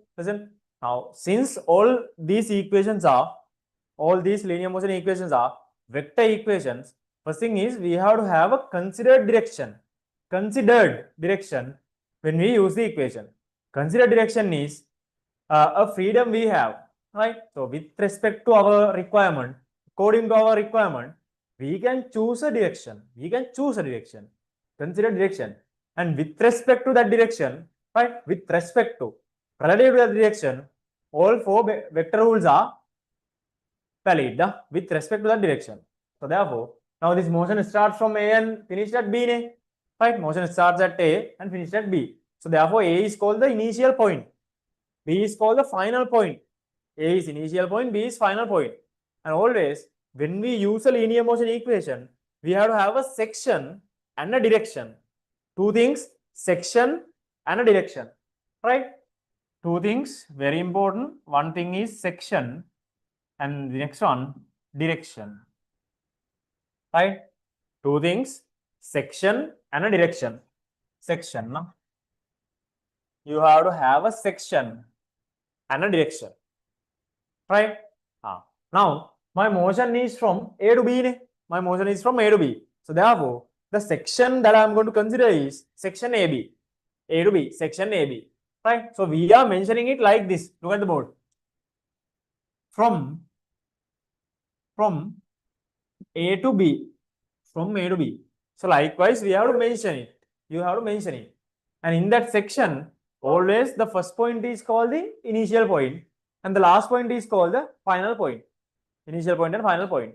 If there are multiple sections also, always first point of the section is the initial point and the last point of the section is the final point from A to B. And we have to have a direction. You have to have a direction. And we mention the direction by arrows. Now, the motion is from A to B. Since the motion is from A to B, the direction is this. Direction I am going to consider is this. That is called the considered direction. Considered. That is called the considered direction. Considered direction. Right? Okay. Then, what was our first question? Acceleration. First question is acceleration. Now, see what's known. Initial velocity is known. U is known. If there is 0, which means known. Final velocity is known. And time is known. If there is from t equals 0 to t equals 10, which means 10 seconds. Time is known. Since all of them are known, now you can pick the equation, correct equation from here. Right? Now, above all, displacements are not known yet. Displacements are not known yet. Now, in these three equations, displacements are included. So, therefore, you have to go with an equation which doesn't have displacement in it. Right? Which doesn't have displacement. The only equation is V equals U plus 80. So, go to V equals U plus 80. So, likewise, you have to mention the equation. Right? Practice these things from the beginning. Section, direction, and the equation. Section, direction, and the equation. And then only we will apply. Then only we will apply. 50. V is 50. And 50 is to the same direction of consideration. So, therefore, that is plus. Therefore, that is plus. Same direction of consideration. Plus.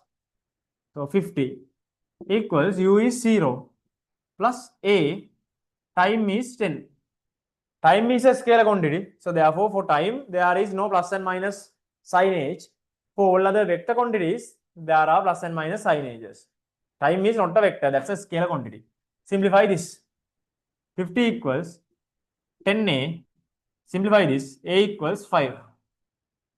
So, A equals 5 ms minus 2. Right? And if you need to determine displacement, see, now again, you have to mention the section first. Section from A to B. From A to B.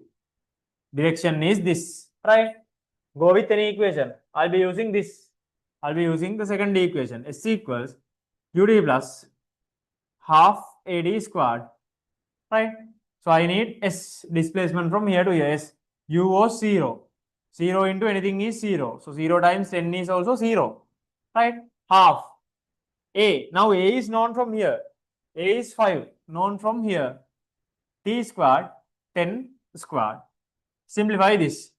S equals, this is 0.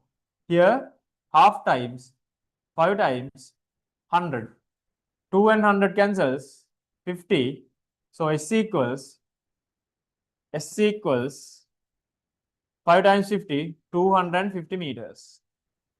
5 times 50, 250 meters. So likewise, using these equations accordingly, listen, using these equations accordingly, to satisfy our requirement, you have to pick the equation and use it accordingly and find the relevant answers, right? So basically, this is how the linear motion equations are used. This is how the linear motion equations are used, right? You have to have a section and a direction, and you can pick the correct equation or the required equation and apply there, right? Any questions about this application? Any questions about this application?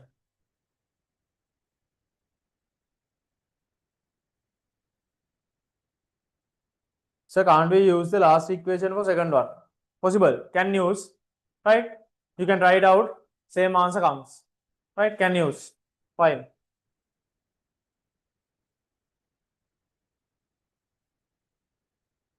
Any other questions? Any other questions? Any other questions? Anything to clarify?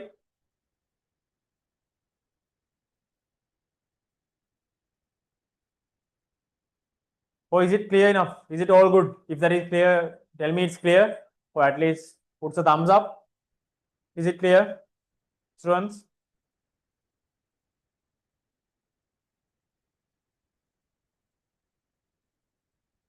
Okay.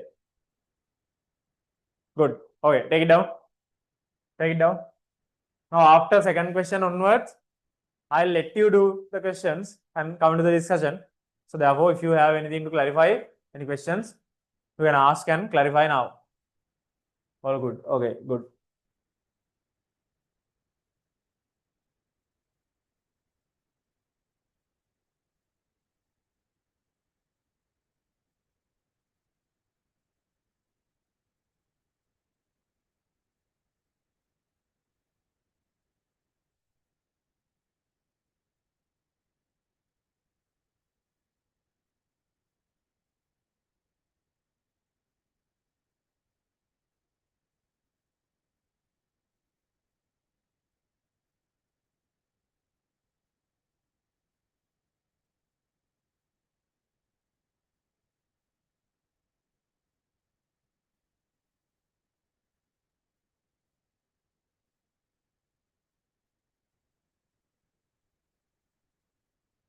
And students, if I forgot to turn on the recording on Zoom, right?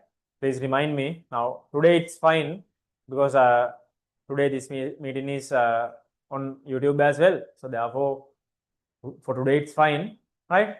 Now, sometimes when I start the class, sometimes I forgot to turn on the recording on Zoom, right?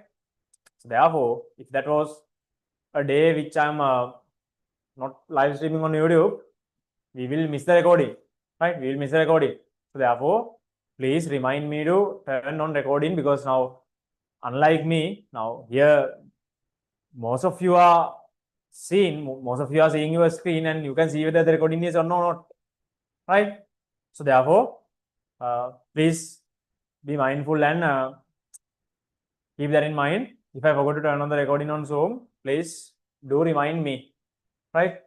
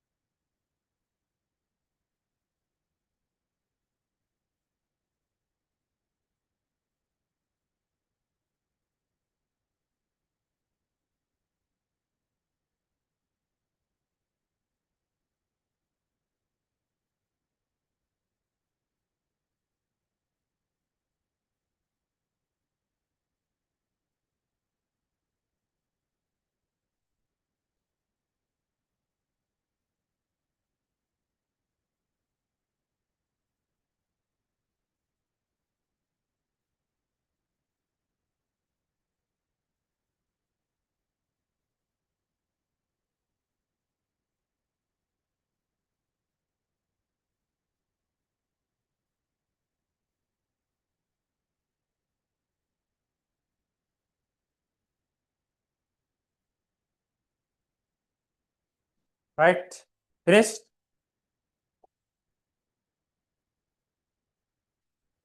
Finished? Mention this point in red below the calculations. Mention this point in red. First point. First point. Linear motion equations can be used to. Linear motion equations can be used to. Linear motion equations can be used to.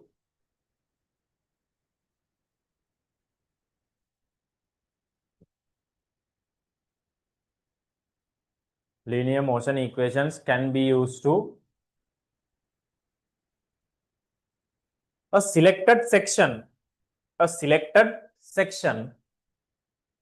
A selected section. A selected section along along a considered direction. Along a considered direction. Select a section along a considered direction. Selected section along a considered direction.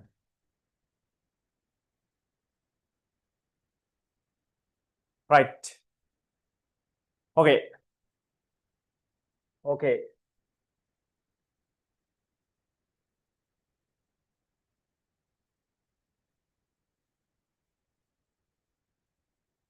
Right. Go to question 1 in Tute, page number 1. Page number 1. Question 1.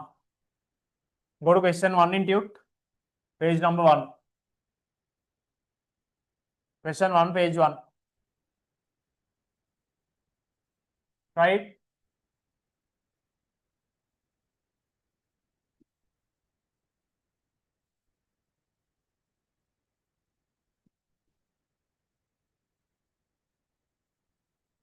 Try. Try the first one. Try first question. An object starts its motion at rest and gained a velocity of 10 ms minus 1 within 4 seconds. Determine its acceleration. Right. Try it.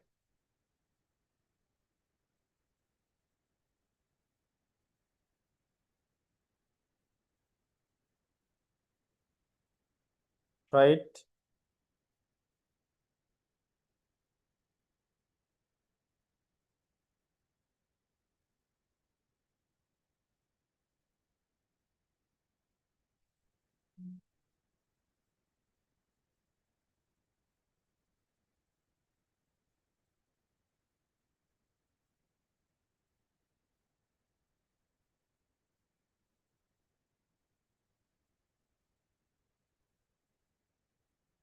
Okay.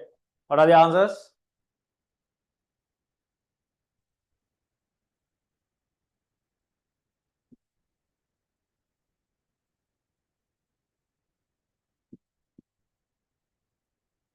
Answers?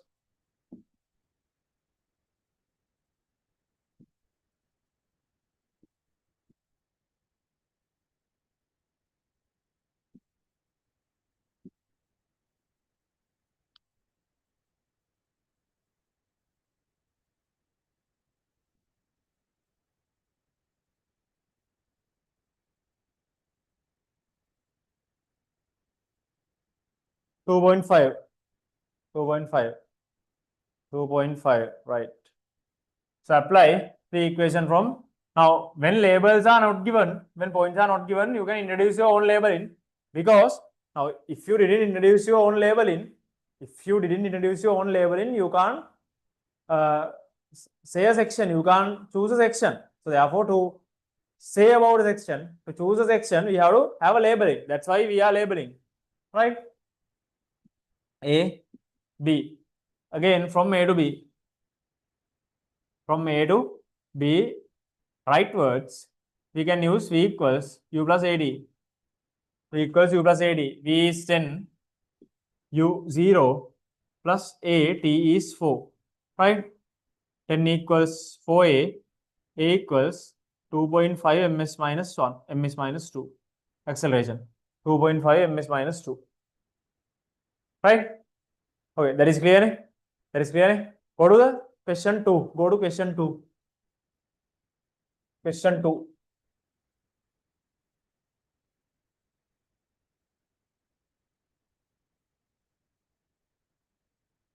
Question 2. An object is released at rest under gravity. Something like this. Releasing under gravity means, listen before the question. Releasing under gravity means like this. Let me use the red one.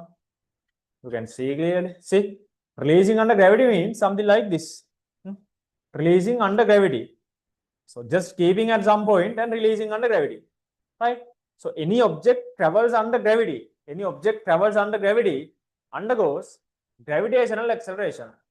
Right? So that's a good point.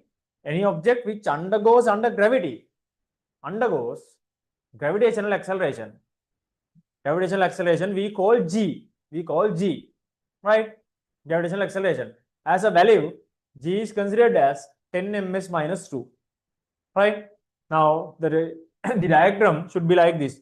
An object is released under gravity. Okay. Now somewhere here, let's say this object is released under gravity. So what happens is, once it's released, it comes down. It comes down because always it feels, it falls freely. It falls freely under gravity, right? Okay, then determine the velocity after 4 seconds of fall. Now this is my t equals 0, starting point. And let's say this is where my t equals 4 is, right? Since that is released from rest, u equals 0. And when it falls under gravity, gravitational acceleration acts like this. We denote it by g, and keep in mind always the direction of gravitational acceleration is vertically downwards only. Always the direction of gravitational acceleration is vertically downwards only. Like this, right? So this is a diagram you have to have. Try it now. Right? What are the answers? There are two parts.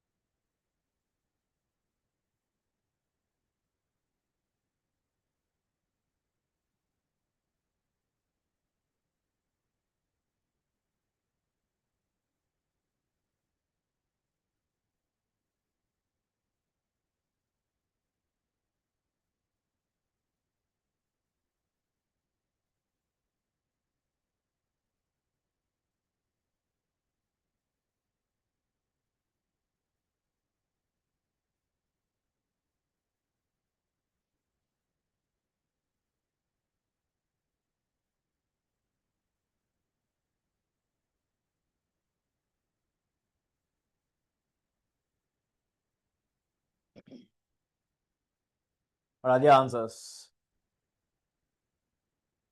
40 ms minus 1, 40, 40, 40 and 80. Okay, good. Let's see. Now I label this as A and B. A and B. Right? First one, we need determine velocity after 4 seconds of fall. Right? From A to B again. From A to B. From A to B. Right? Downwards. Now my considered direction is downwards. Make sure you are mentioning the directions, sections, directions with the equation. There are three things: section, direction, equation. We need velocity, so we can use V equals U plus AD again. I will mark the velocity here as V. V equals U plus AD. V equals U is 0, A is G, G times T, T is 4. So we know G is 10. Value of G is 10 ms minus 2. So V equals 10 times 4, V equals 40 ms minus 1. V equals 40 ms minus 1. Right? Yeah. To get the fallen height, height is a displacement. Height is a displacement. Right? So therefore, to height is the displacement. Apply an equation again from A to B, which has displacement there, right? I'll be using S equals UD plus half AD squared. S equals UD plus half AD squared. S is, now I can mark S here in the diagram like this. Since there is a height, I'll mark it as H, right? S is H now. U 0, so product UD is 0. Half A is G 10, T squared 4 squared. H equals, simplify this, 5 times 16, 80 meters. 80 meters. Yeah, those are the answers. 40 ms minus 1 and 80 meters. 40 ms minus 1 and 80 meters. Right? Yeah, it's good to see. Most of you have got the correct answers. Very good. Very good. So likewise, keep that momentum forward. Then when we are finishing linear motion also, without any hassle, without any difficulty, you will do all advanced questions in a nice manner. Right. So any questions about this? Any questions about this?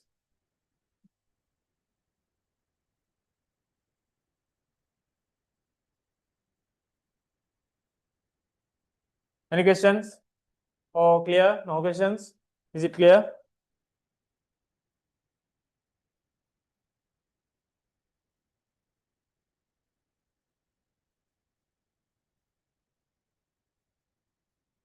Okay.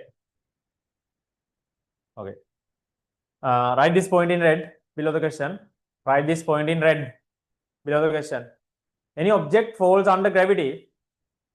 Any object falls under gravity.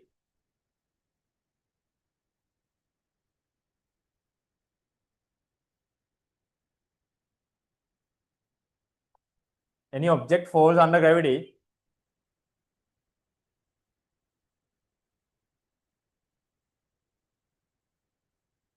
Has gravitational acceleration acting on it. Has gravitational acceleration. Has gravitational acceleration acting on it. Has gravitational acceleration acting on it. Any object falls under gravity has gravitational acceleration acting on it. Next point. Second point. Direction of gravitational acceleration is direction of gravitational acceleration is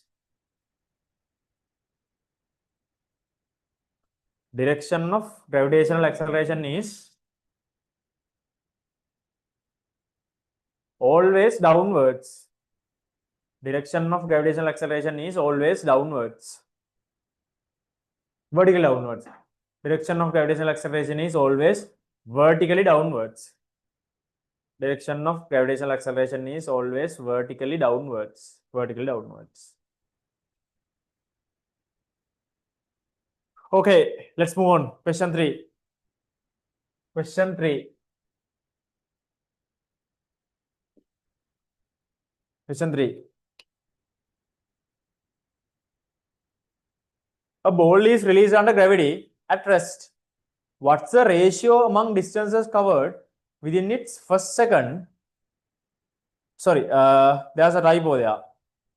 Put a comma there. Within its first, comma, second and third seconds of motion.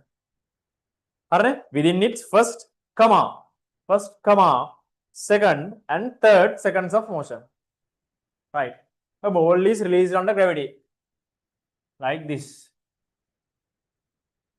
U equals 0. So at T equals 0, it released under gravity like this. So it released under gravity. What's the ratio among distances covered within its first second, second and third second? That is what is asked. First second means during the first second of motion. Second means during the second of motion. Right? Third second is during the third second of motion. Right? So therefore, since I need the sections after first second and third second, right, I'll be writing timestamps here. I'll be writing these timestamps here, like this. Like this. Let's say the object is here after t equals 1 second. And let's say the object is here after t equals 2 seconds. And let's say the object is here after t equals 3 seconds. Right? Right? Now, the question is about the distances covered within these seconds. So, which means we need the distance covered during first second is here. Here. Can you see? Distance covered during first second is this. Distance covered during second is from here to here to here.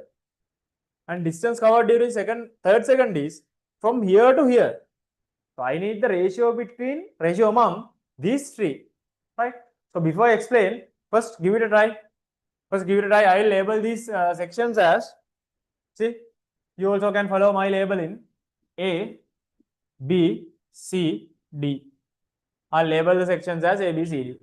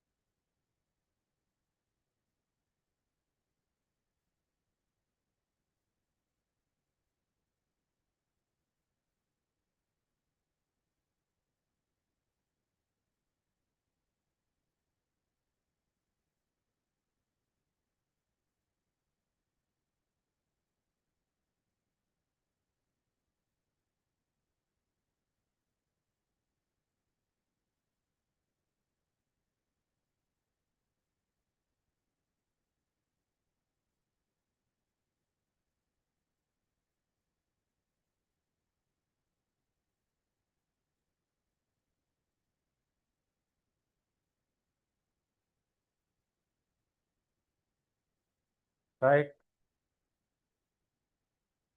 And I'm repeating again, listen, I'm repeating again. When you choose a section, right?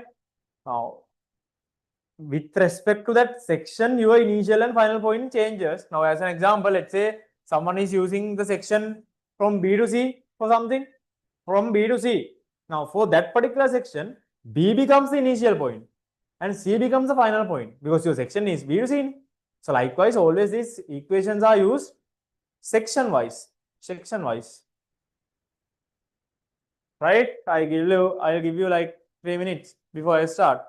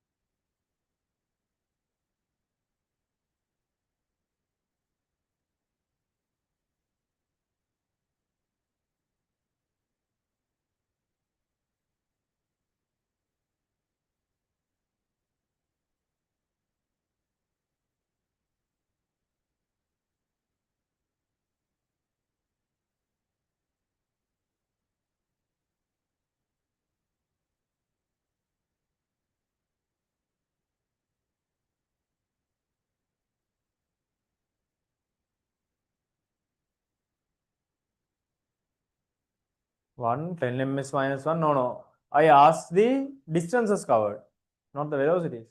Distances covered. Ratio among the distances covered within these seconds.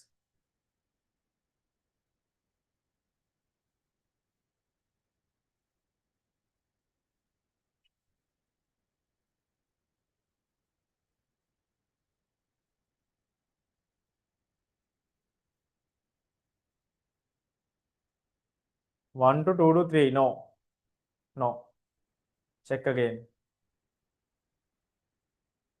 No. Any other answers before I start?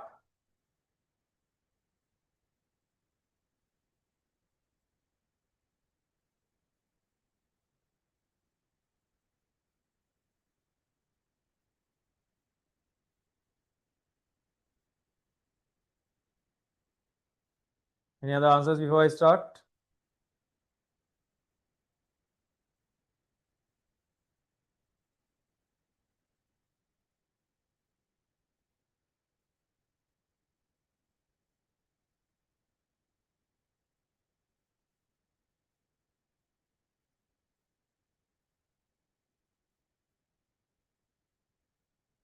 One to 4 to 9. No, I still didn't get the correct answer. 5, 10, 15. No.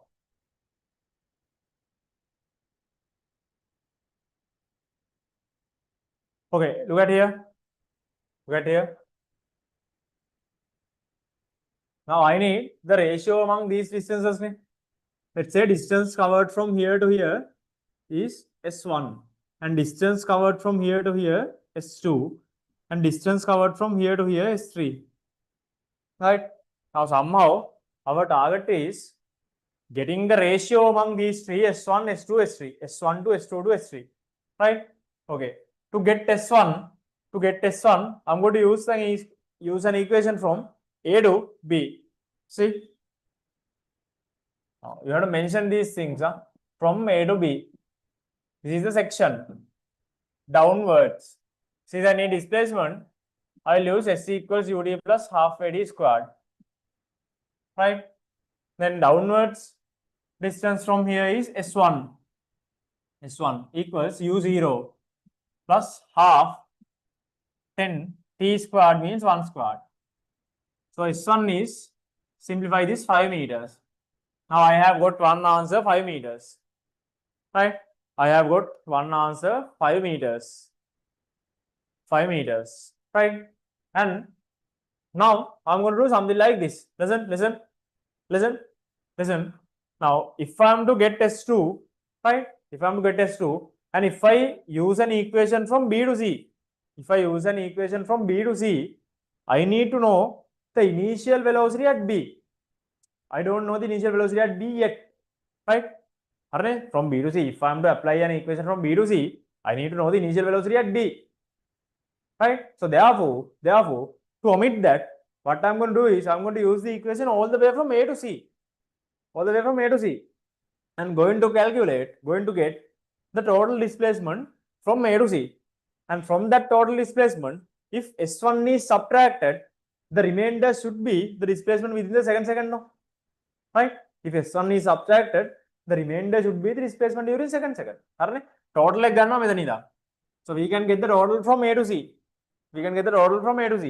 From that, if this part is subtracted, the remainder should be S2. Right?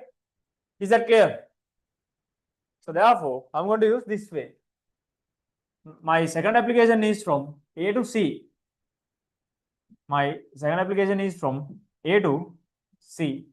From A to C, downwards, SC equals UD plus half AD squared again. Right? Now SC is actually S1 plus S2. From A to C, that is actually S1 plus S2. Equals, still my initial point is A, from A to C. Now the final point is C. Initial point is A. So U is 0 plus half G 10 T squared means 2 squared. Right? And S1 is known now. S1 is 5. So 5 plus S2 equals, here 5 times 2 squared can 4. That is 20. Now from here we can get S2. S2 is 15 meters. 15 meters.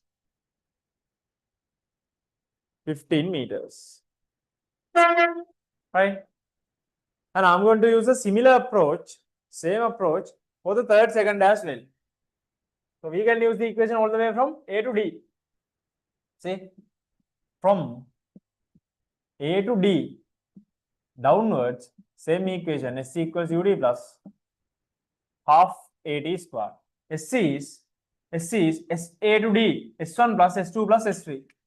S1 plus S2 plus S3. U is still 0, half 10. T squared is 3 squared. Because A to D means 3 seconds, whole 3 seconds. Right? S1 is known, 5. S2 is known from here, 15. Right? Plus S3. equals, this is 5 times 9, 45, right? Which means S3 equals 5 plus 15 is 20, 45 minus 20, S3 equals 25 meters. S3 equals 25 meters. Now, what we need was, the ratio among distances covered. Ratio is S1 2, S2 2, S3. S1 is 5, 5 2, S2 is 15, 15 2, S3 25. By 5 this can be cancelled. 1 2, 3 2, 5. So the final answer 1 to 3 to 5. Final answer 1 to 3 to 5. Right? Now in this question, the idea is you can use multiple sections at once as well if accelerations are same. But if accelerations are different, we can't do it. If accelerations are same like this, we can use it for multiple sections as well. Right? Is that clear?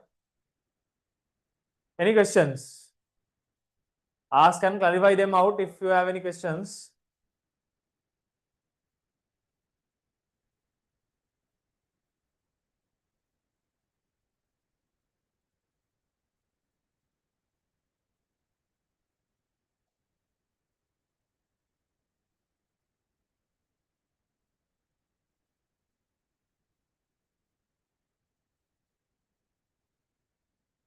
So can't we use the last equation? Final velocity is unknown. Final velocity is unknown. What is the final velocity? We don't know. Right?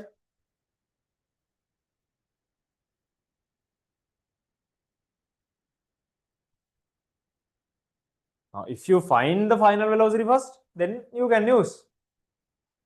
Right? But without knowing final velocity, we can't use that equation.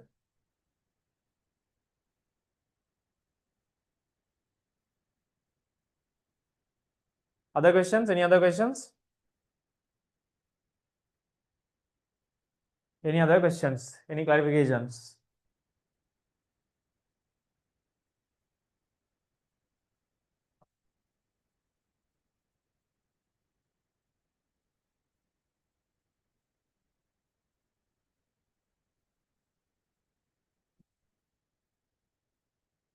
Clear enough? Take it down quickly.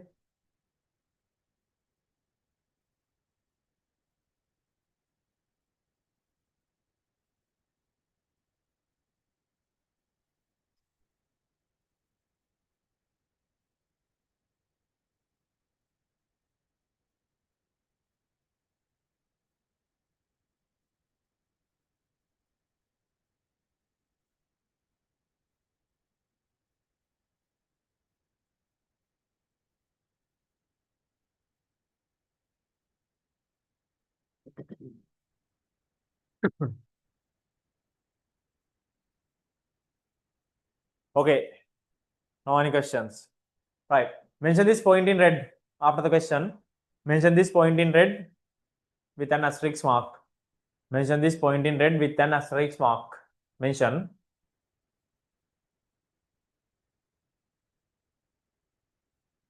Equations can be used considering multiple sections at once.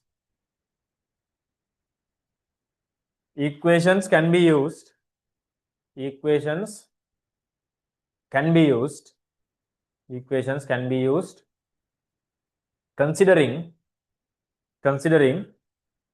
multiple sections at once. Considering multiple sections at once.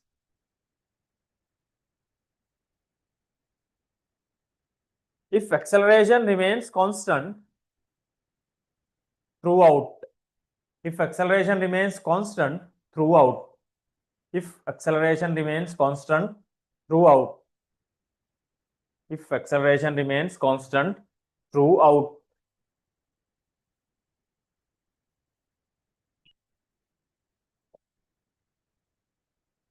Okay, right?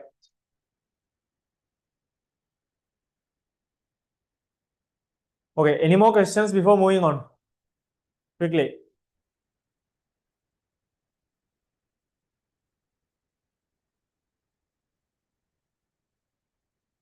Any more questions before moving on, students? Quickly. No. Okay, let's move on. Go to question number 4. Go to question number 4.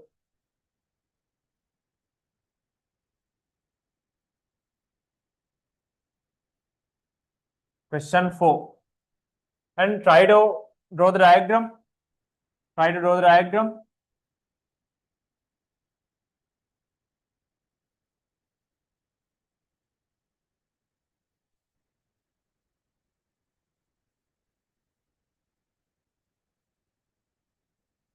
Try to draw the diagram.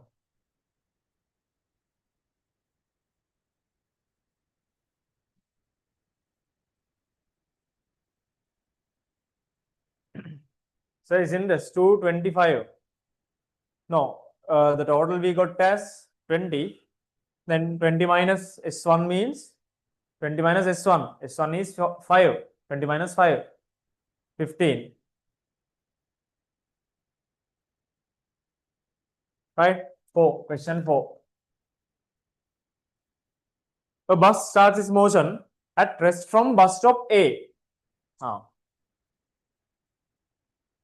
A bus, right? So let's say this is the bus, right? This bus starts a motion from rest, u equals 0 at bus stop A. Okay, somewhere here, let's say bus stop A, and travels with uniform acceleration of 5 ms minus 2 for 6 seconds.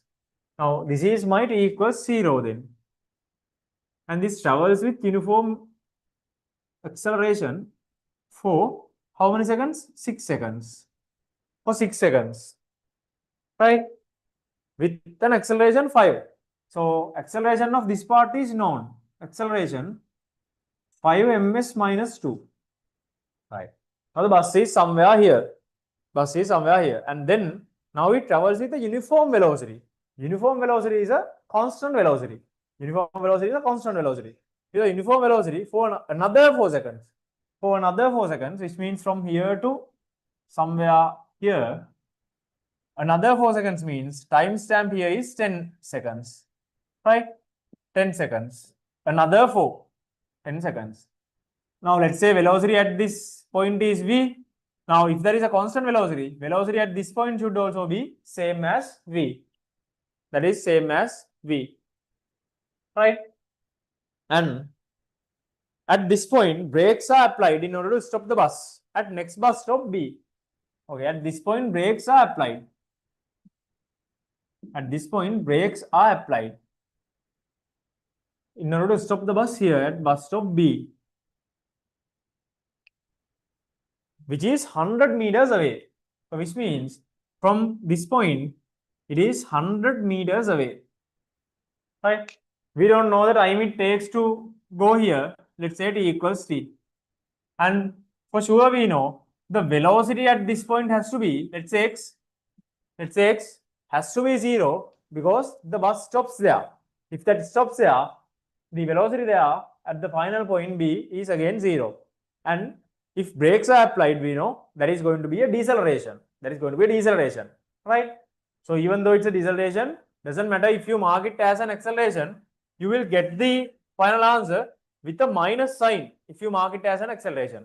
Minus sign refers to deceleration, negative acceleration. So therefore, I'll mark the deceleration here as A dash. I'll mark the deceleration here as A dash. So likewise, now you have to have this diagram with the sections like this. Now A and B are already given. A and B are already given. Since I need to consider other sections as well, I'm going to introduce my labeling. I'm going to introduce my own labeling. A, B, let's say this is C and D. So likewise, we can introduce your labeling.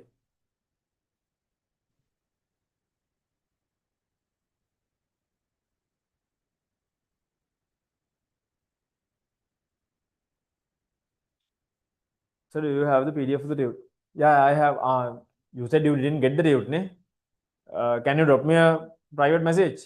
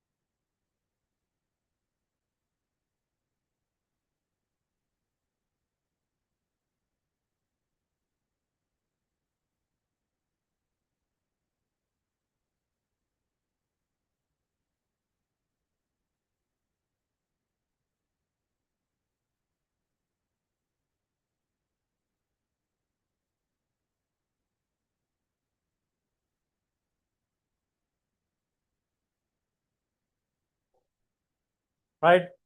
Now, there are few questions asked. Right? So first thing is have a clear diagram like this, marking all required data.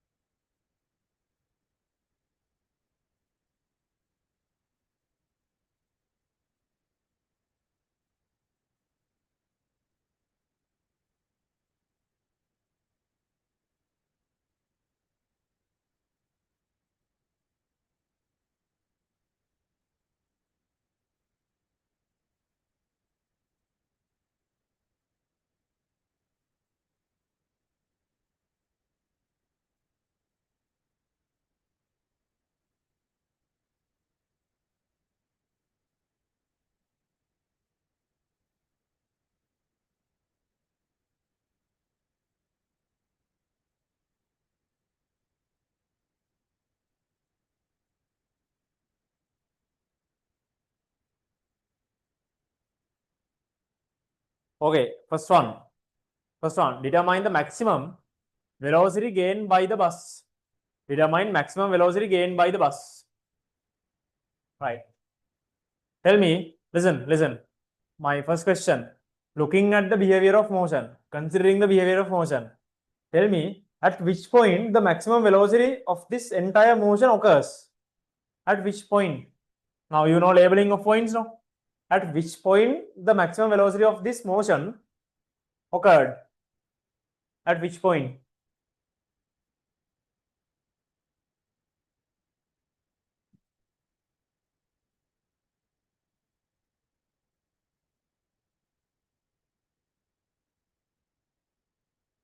Yes, that is at C. At C. Good. At C. Right? Not from A to C. Not from A to C. At C. Maximum velocity is at C. Because the motion is like this. Starting from zero. Accelerating up to V. Right? And then it is uniform between C to D. Same V. Same velocity. And after D, brakes are applied. After D, there is a deceleration. So velocity decreases. Therefore, maximum velocity occurs at C and it will be continued until D. It will be continued until D. Occurs at C. Right. I'll give you 2 minutes. 2 minutes. Apply a suitable equation, proper equation, and determine this value. Then you ask about the maximum velocity, which means simply you have to determine this V at point C. Right. Make sure to mention the section and direction properly.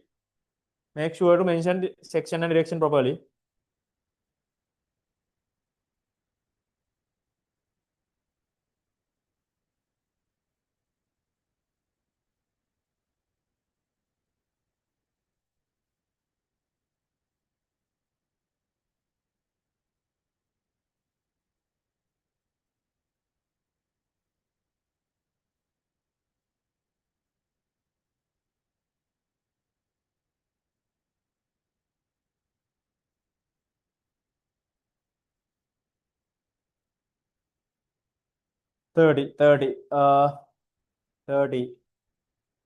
Okay, good. Very good. You are getting answers. Good. Now, even though you have got answers, check whether these things are included. If not, please make those things, because mentioning section, listen, mentioning section, direction, and equation are very important, because when it comes to questions, according to marking criteria, separate marks are given for those things. Separate mark allocations are there. Right? Now, even though you have the final answer correct, now if you miss the direction, you will lose 1 mark. Right? If you miss the correct equation, you will lose 1 mark. And if your substitution is not correct, you will lose 1 mark. So likewise, that is how the marks are broken down. Right? Okay. A to C. My section is this one. From A to C. From A to C, rightwards. What we can use? V equals U plus AD. Right. So V is V now. U is 0. And A is given 5. Time is 6. So V equals 30 ms minus 1. Okay. Good. 30. Good. Second one, travel distance in uniform velocity. Travel distance in uniform velocity. Okay. With the labeling, tell me if you are asked to find the travel distance in uniform velocity, from where to where you have to find the distance. From which point to which point? What's the section? Simply section. Travel distance in uniform velocity. Tell me what's the section? C to D. C to D. Correct. Good. Okay. Try it. 1 minute. 1 minute. Try it.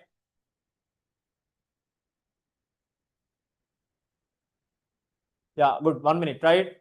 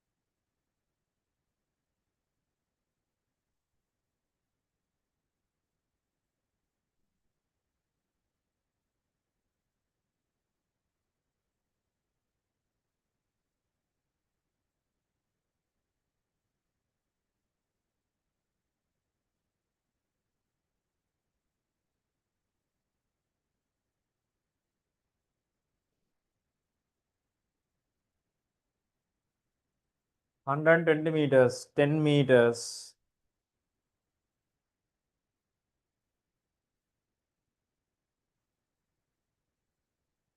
Hundred and 20. 10.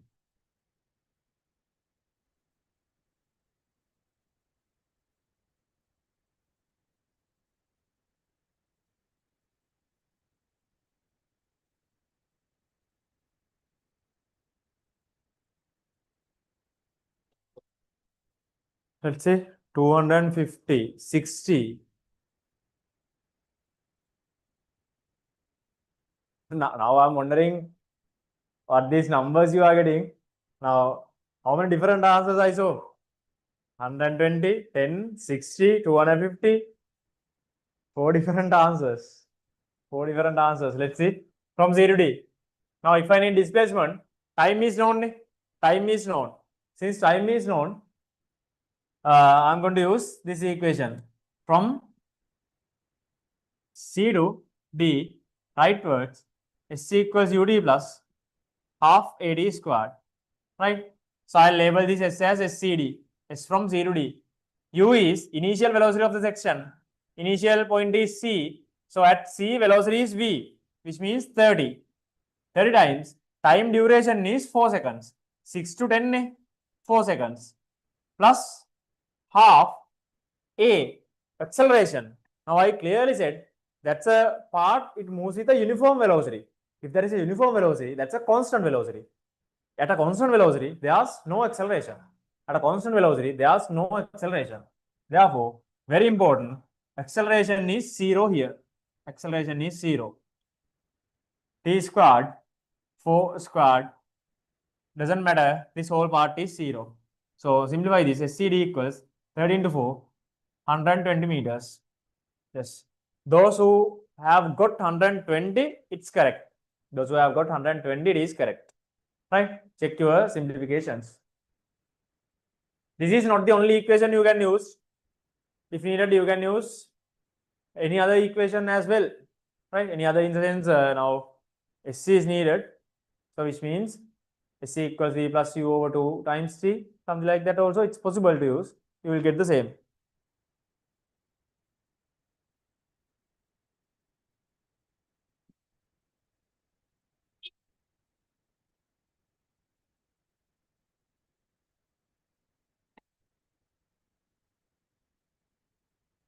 Okay. Any questions on this? Is this part clear? What about this part? Part 2. Is it clear? Is it clear? Good. Or any questions?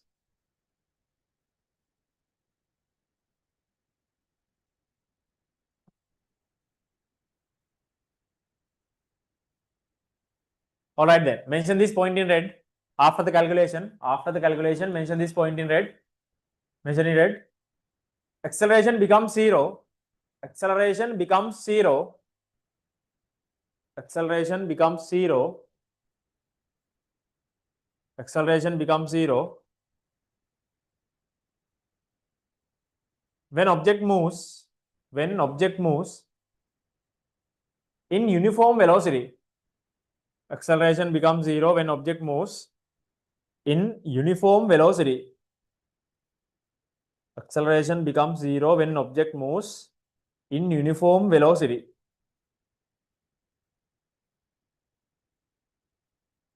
Okay, right.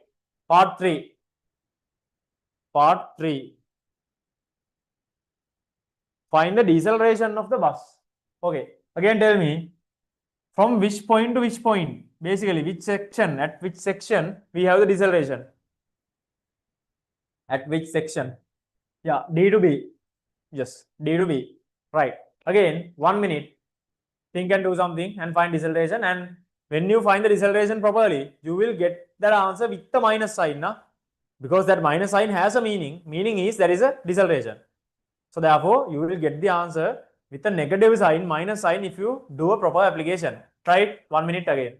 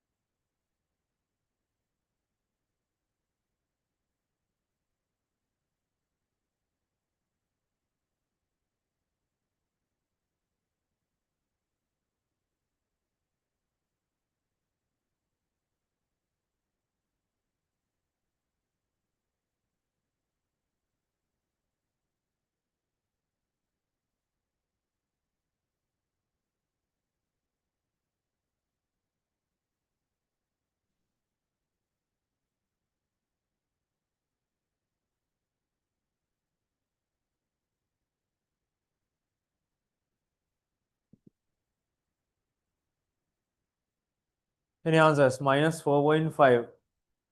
Minus 4.5. Others?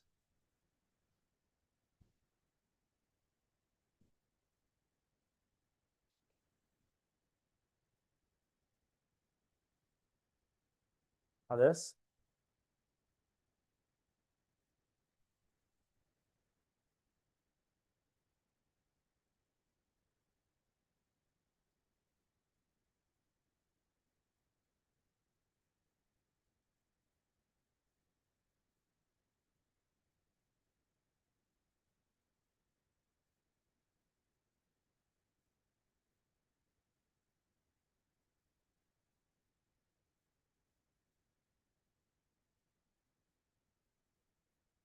Any answers? Before I start?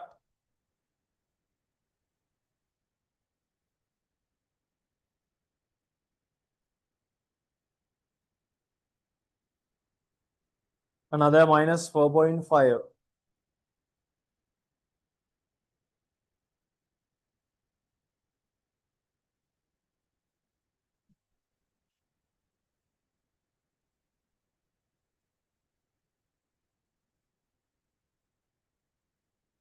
Okay, let's see.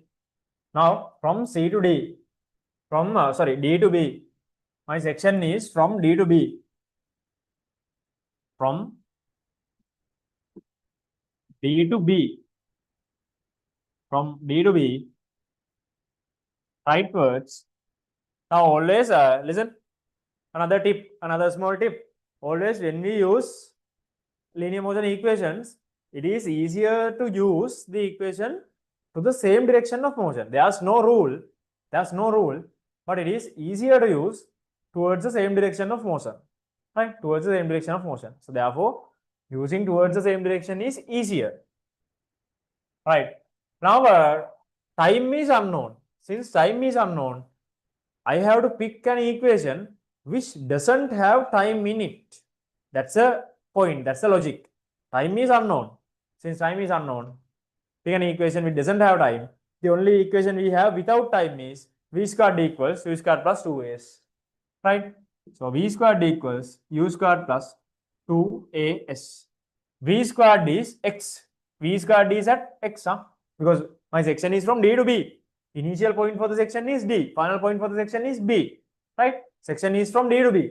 So therefore, at the final point, velocity is 0. 0 squared is 0. U is now V. U for this motion is V. But V is 30. 30 squared. Right? That is squared. Plus 2A. S is 100 meters. Take this to the other side. Then minus 2A times 100 equals 30 squared means 30 times 30, no? 30 times 30. See, 1 0 to 0 to 0 to 0 cancels. Right? Which means A equals minus 9 over 2. So A equals minus 4.5 ms minus 2. A equals minus 4.5 ms minus 2. Yes. The ones who got 4.5 minus 4.5, the answers are correct. Right? Take it down and ask your questions if you have anything. Take it down and ask your questions if you have anything.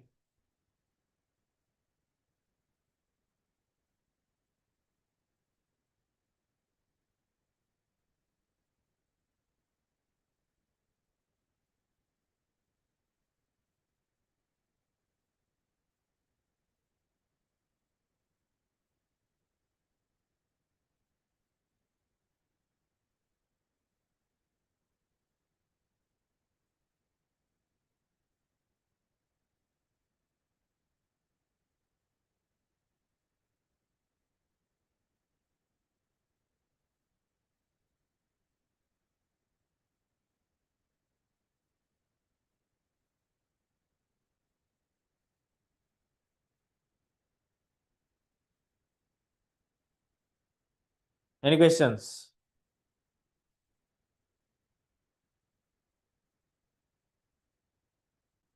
So do we have to prove these equations? No. That's what I explained initially. You don't have to prove these equations. Right? Now, if you are doing combined maths, you will be proving these 4 equations in combined maths. But here in physics, we don't have the proofs. We have the applications only.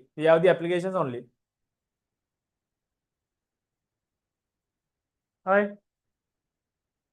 Yeah, Salia, you are doing maths, ne? Since you are doing maths, you will show these proofs in applied maths.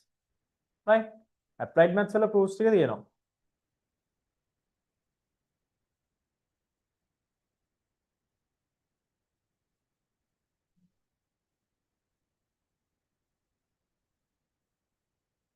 It's a little bit towards mathematical side, not much, a little bit towards mathematical side. That's why we don't have in physics, not much, but still, but yet we don't have, since we have bio students here, right? So in combined maths, you will prove it. Any other questions? Is it clear? Is it clear? Quick information. Is it clear? Got it? Have you got it?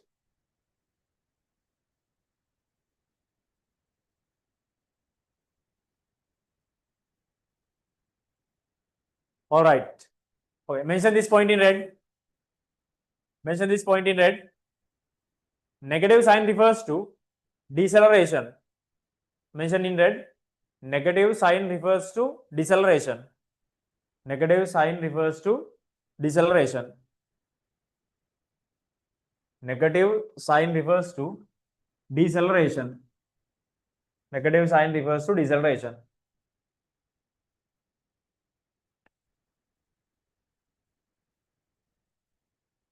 Negative sign refers to deceleration. Right. Next part. Part 4. What's the distance between two bus stops A and B? Distance between A and B. Right. Tell me, my first question. Can we use an equation at once from A to B? Can we use an equation at once from A to B? Tell me. Can we use an equation at once from A to B? Yes, no, can't. If yes, tell me the reason. If not, tell me the reason, please. Tell me with the reasons. Just the reason. Tell me with the reason. Yeah, I can see mix of answers. Yes, no, both. The factors change with each sector, so can't. Okay, this is the idea. This is the idea. I clearly told you. If acceleration changes from section to section, because we can find average. No. If acceleration changes from section to section, we can't use an equation at once. Now, this part, it has a different acceleration. In the middle, no acceleration. Here, that's a deceleration. So, it changes. So, therefore, we can't use an equation at once. Section wise only we can use for this motion. Compare this with the previous question. In previous question, the acceleration was same. So, that is why we were able to use the equation at once for multiple sections. Since acceleration was same, but now acceleration is different. So, you can't. Right. We need the total distance between A and B. Right. This is known 100. CD is also known 120, which means if you find the distance between A and C, you can add all of them together and get the distance between A and B. Right. So, I gave you a hint. Try it 1 minute.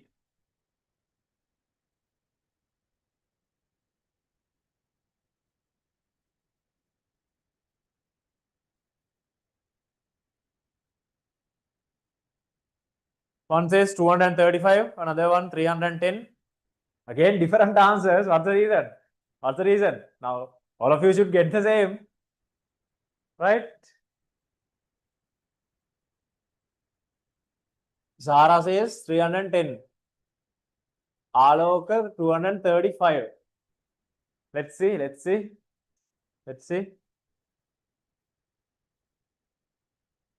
Ajay 310. Yadu 310. So if possible, put your answers to the main chat. Otherwise, I have to go to the laptop and check them one by one. Right.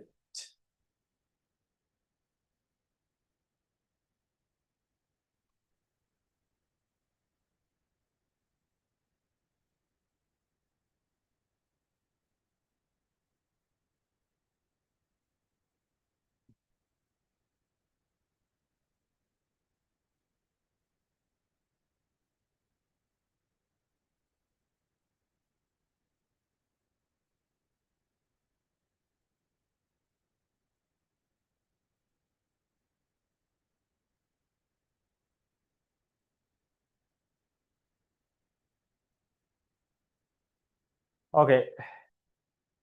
Shekina 310. Right. Okay, let's see. Right. First, I'm going to determine the distance from A to C. Right. See, this is my application. From A to C.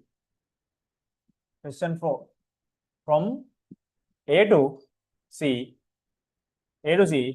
Rightwards. we need S. I'll be using S equals UD plus half AD squared. Right? That S is SAC. Right? These are standard notations everyone knows. These are standard notations everyone knows. So therefore, we can use them anywhere and everywhere. SAC means displacement from A to C. So likewise, they are standard labeling. SAC equals U is 0 plus half, acceleration is 5, T squared, 6 squared. Right. Simplify this, SAC equals half times 5 times 36. 36 over 2 is 18. 18 times 5 is 90. So SAC equals 90 meters. SAC equals 90 meters. Right. Now we can find the total. Total distance is SAB. Distance from A to B, SAB. Distance from A to B, SAB. SAB is the addition of SAC plus SCD plus SDB. So SAC is 90, SCD is 120 plus SCD is given 100. 90 plus 120 plus 100 can, yeah, 310. So final answer 310 meters. Final answer 310 meters. Yes, 310. Right. I saw most of you have got it. Very good. Very good. And the others, if you didn't get, please check your working. Check your working and take this down. Take the correct working down.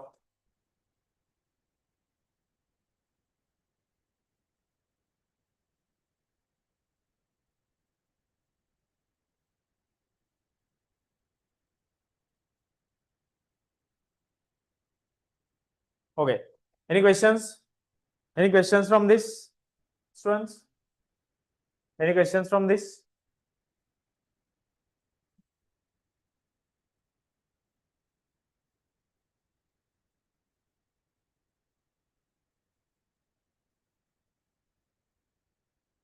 Third one, DB. Sorry. Third one is DB. Yeah. Thank you. Third one is DB. Yes.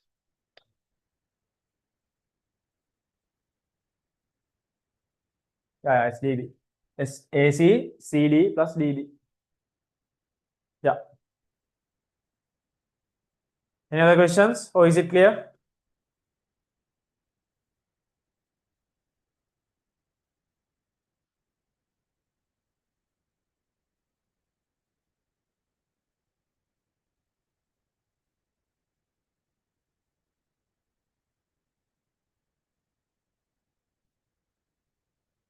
There. Okay. So mention this point below the question in red. Mention this point below the question in red. Mention this. Apply linear motion equations. Apply linear motion equations. Apply linear motion equations for each section separately. Apply linear motion equations for each section separately. Apply linear motion equations for each section separately. When object behaves differently, when object behaves differently in each section, when object behaves differently in each section, when object behaves differently in each section.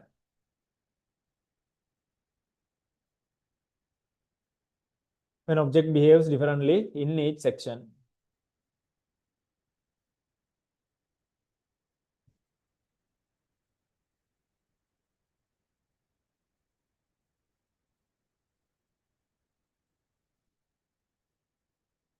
When object behaves differently in each section.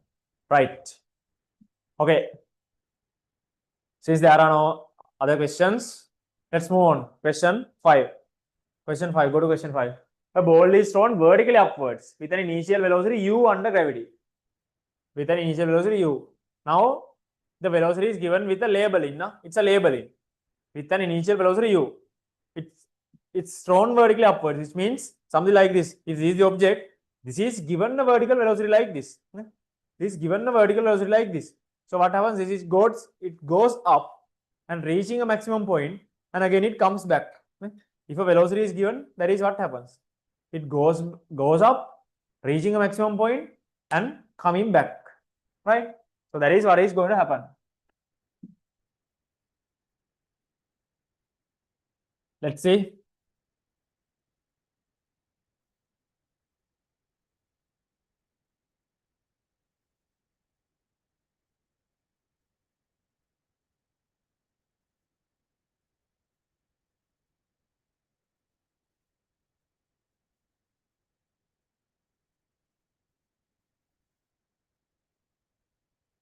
Right? Question 5. Question 5.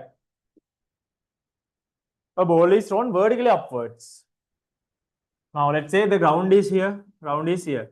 Now this ball is thrown vertically upwards with initial velocity u, like this. Right? Okay, listen.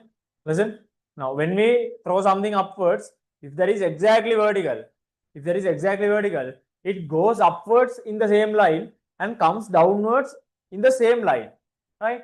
So it goes back and forth, up and down on the same line. But when we draw the diagram, listen. But when we draw the diagram, for our clarity, to identify the upward motion and downward motion separately, we draw it with a small space. That doesn't mean the actual motion is in two different lines. No, actual motion is on the same line. But if we draw like this, see, but if I draw like this, now it is difficult to identify which goes up, which goes down. So therefore, we keep a small space in between as a practice. Right? So therefore, we don't draw this. We draw it like this with a small space. Now it is clear. When it goes up and comes down. Right? Upward motion and downward motion. Let's say A, point B, and C. Right? So that is how we draw it for our easiness, for our ease. Right? Take it down.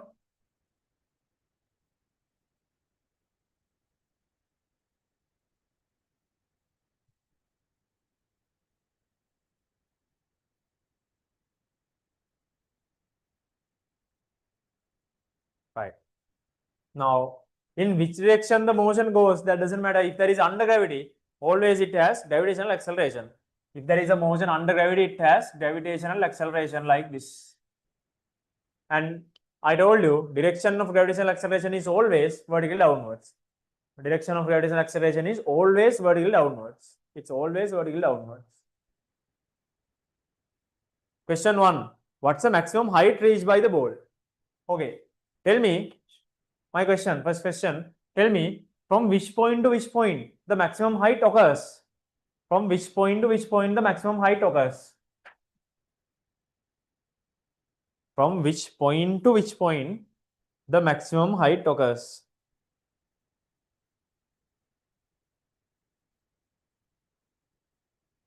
A to C, A to B,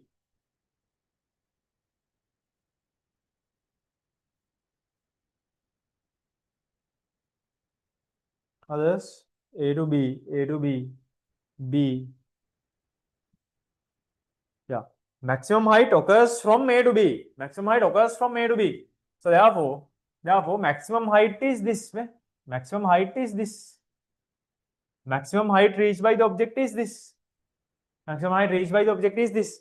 That is from A to B, correct? That is from A to B. Right. Now again, I'll give you 1 minute. 1 minute. Apply a suitable equation. Now you know the section from A to B and determine H. And you will be getting the answer in terms of labels. Labels means in terms of U and G. U and G. When we deal with labels, no need to put units. Right? When you deal with labels, no need to put the unit. But when we deal with numbers, numerical values, numbers, it's a must to put the unit. Arne? Numbers වලින් දානවා unit එක දාන්න ඕනේ අනිවාර්යයෙන්ම දාන්න ඕනේ.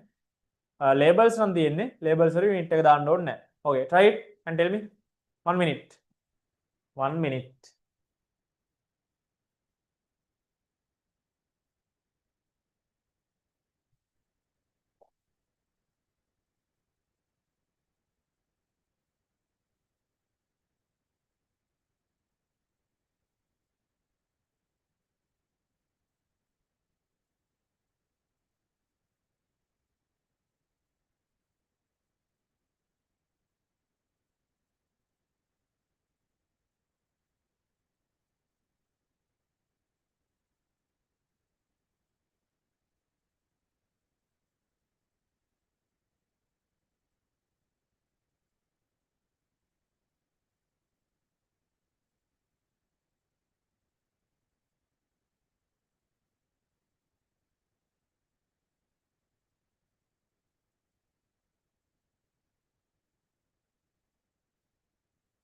Any answers?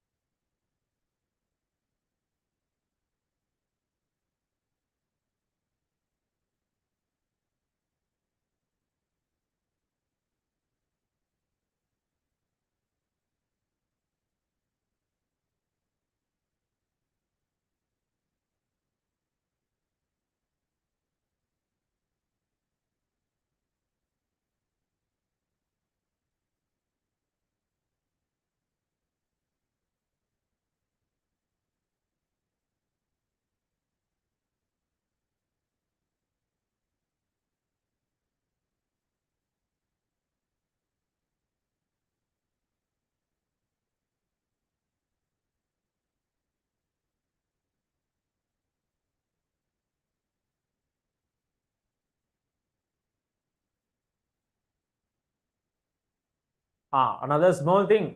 Listen, another small thing. What's the velocity of object at B? What's the velocity of object at B? Tell me. What's the velocity of object at B? 0. Very good. Very good. That is 0 because that is the maximum point it reached. That is the maximum point. It goes up and it comes to an instant rest. Then only it returns. So therefore, since there is a maximum point, velocity is 0. Very good. So at this point, if I mark the object like this, right? Velocity here of the object is 0. Velocity of the object there is 0. Right? Yeah, what are the answers?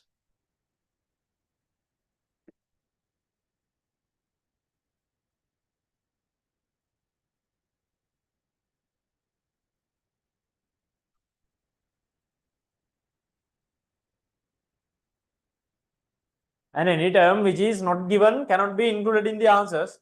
Any term which is not given cannot be included in the answers. Right? The only term we can include without giving is G. Only term we can include without giving is G.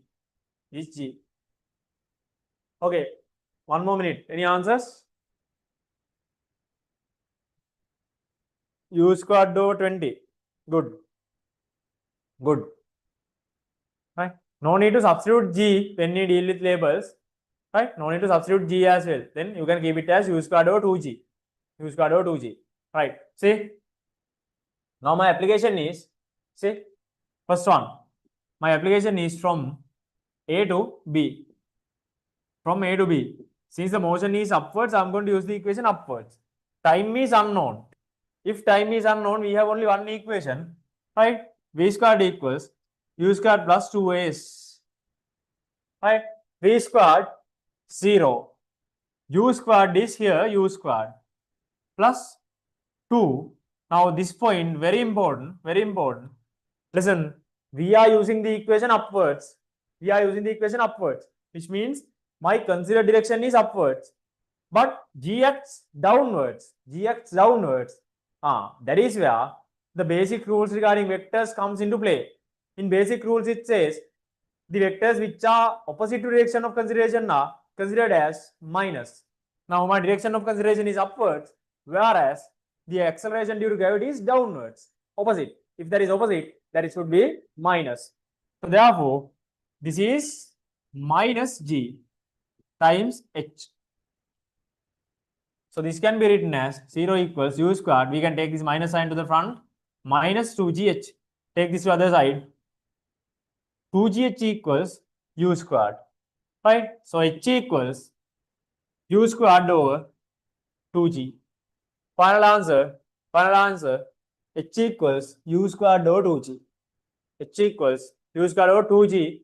No need to substitute g as 10 because we are dealing with labels. If we are dealing with labels, we can keep all answers in labels. Now, if you write as u squared over 20 also, that is correct. That is correct. But usually we will keep it in labels like this. And this is very important. That is because of the opposite direction. That is because of the opposite direction. So vector rules were used. Vector rules were used.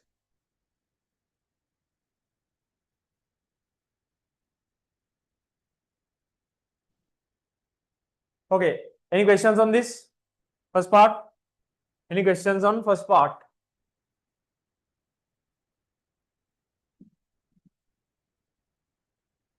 Any questions on first part? Or is it clear, students? Any questions on first part or is it clear?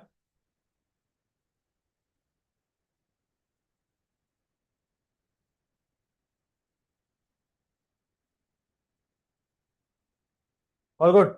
Got it. Okay. Second one. Before that, let's mention this. Mention this point in red. Mention this point in red after the calculation. After the calculation, mention this point in red. Since gravitational acceleration acts, since gravitational acceleration acts, since gravitational acceleration acts opposite to direction of consideration, since gravitational acceleration acts opposite to direction of consideration, since gravitational acceleration acts opposite to direction of consideration, acts opposite to direction of consideration, it should be minus g. It should be minus g. It should be minus g.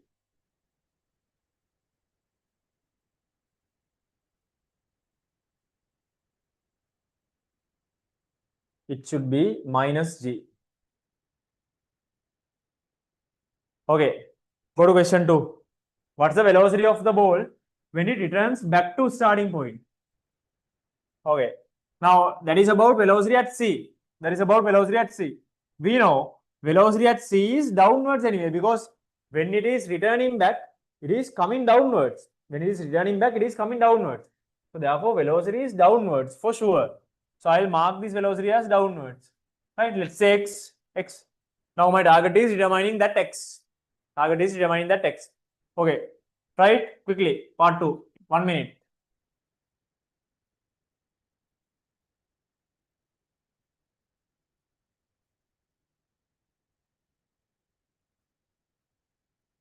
If anyone thinks that's 0, that is not 0. Right? Because it comes to the ground with the velocity. See? It comes with the velocity. And hits on the ground. Comes with the velocity and hits on the ground. Yeah. Any answers?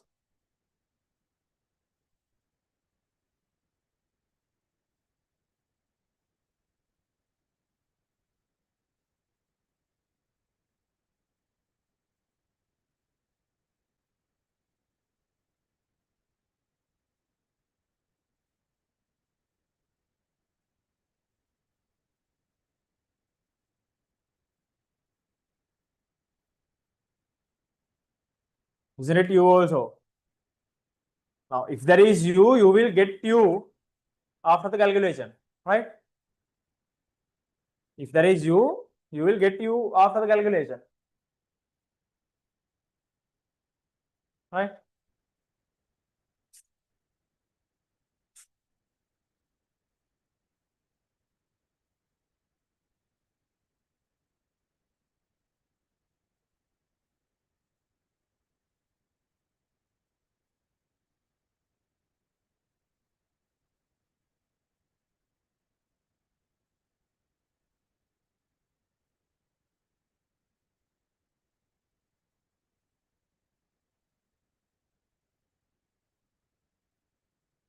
V equals 2gh. Now, in that final answer, h cannot be included The reason is h is not given. Now, if you are getting h, what you can do is, since h is known from here, since h is known, you can plug h and simplify it. H is not given. H was something introduced by us, right? Okay, so what we can do? I'm going to use an equation from B to C. From B to C. From B to C downwards. Right? What are the equations we can use? Time is unknown yet. Right? So therefore, I'm going to use this equation again. V squared equals U squared plus 2AS. V squared now in this case is x squared. U squared in this case is 0 squared. Because my section is from B to C. So initial point of the section is B, final point of the section is C. Right? And applying downwards, plus 2 plus G H. So x squared equals 2GH. But we know H is here. H is here. Which means 2G. H is U squared over 2G.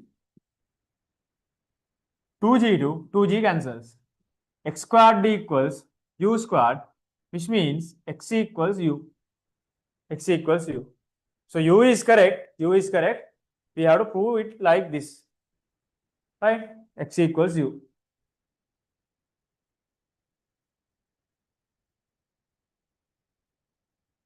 Is it clear? Any questions? Any questions? So is it clear, students? So V equals 0. What do you mean by V? What do you mean by V? Velocity at which point? Velocity at which point do you mean by V?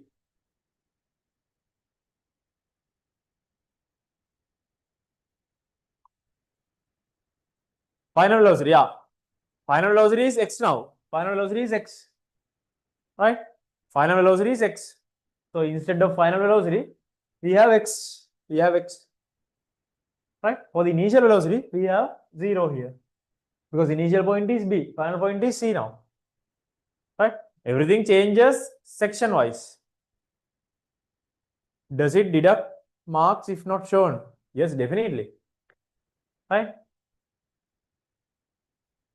Because if you are asked to do the calculation, we have to do the calculation and show it.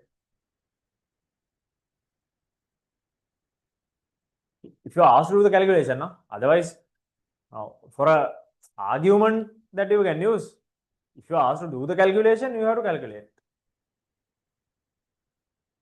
Doesn't it a constant? No. No. Sali, what happens is, if this motion is not symmetric, such motions are there, then it is not the same. Not symmetric motions means, if this motion starts from here, and let's say it is coming all the way down to ground, now the motion is not symmetric. In such cases, that is different. Right? We will show those parts in the coming questions. Got it? Same level එකට ආපහු එනවනම් අවුලක් නැහැ. ඒතකොට same, but if not, it's different.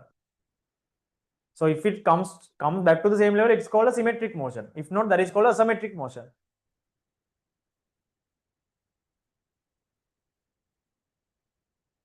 Because it returns back to the starting point, the initial velocity is 0. No. Initial velocity is not 0. It comes and hit with the velocity. Hit with the velocity. After hitting, it becomes 0. That is because of an energy loss. But it comes and hit with the velocity. Right? Try throwing something upwards and try to grab it. It hits with the velocity on the hand. That is this x, not 0. Okay, mention this point in red. After the question, mention in red. After the answer, mention this in red. Object returns back to ground. Object returns back to ground. Object returns back to ground. Object returns back to ground with the same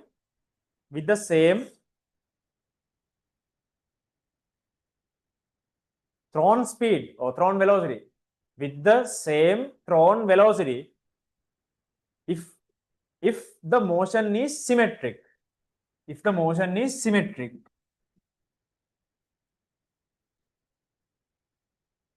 symmetric. Object returns back to ground with the same thrown velocity if the motion is symmetric. If the motion is symmetric, right?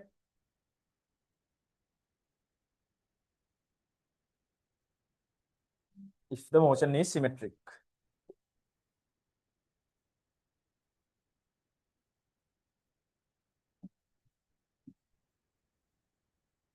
Okay. Right? Okay, go to part 3.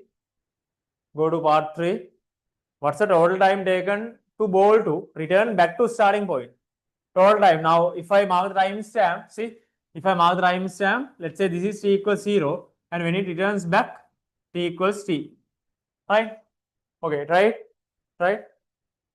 Then, sir, when substituting the values for second part is 0 squared for u squared. Yeah, I substituted maybe 0 squared. Here you can see it on the board. 0 squared for u squared. You can see on the board the substitution, right? 0 squared.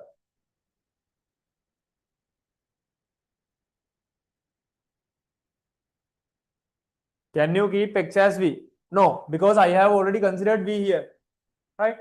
We can consider only one term once. We can consider only one term once, right? I have already introduced a v here. That's why I had to use x, right?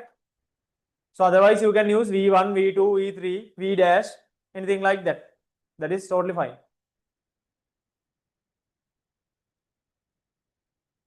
Understood? They are minor things, but little things also matter. Little things matter, minor things matter. So therefore, know the exact thing. Know the exact thing. Right? We'll be using only one label at once, only at one point, because to show different values, we can't use the same labeling. If you use the same labeling, it means same value. That's why. Okay, any answers for part 3?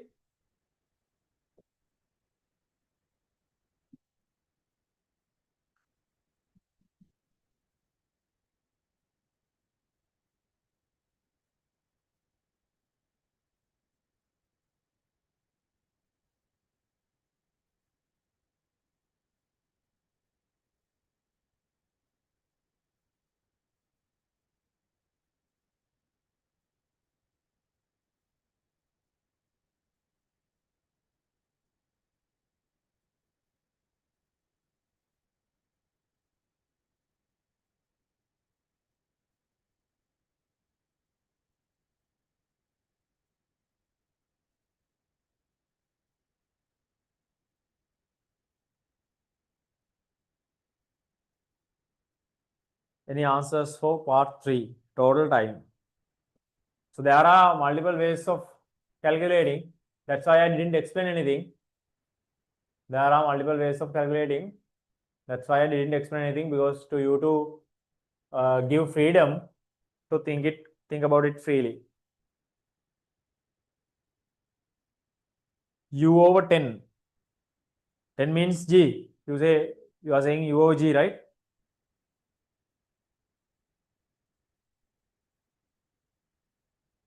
Check again, that is not the total. Check again, that is not the total.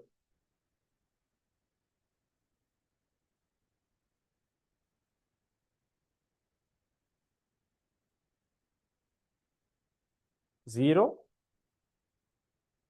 Time takes 0. No, it's never be 0, because it takes a time to go up and come down. Right? If there is no time, which means there is no motion.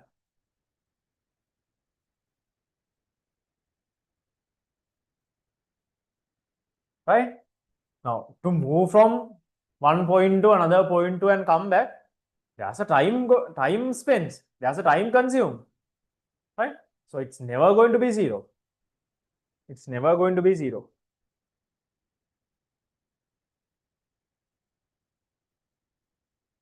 Two U over 2G. Then it's same name. In your first answer, Sali, it was U over G. Now it's 2U over 2G. Again, it's same.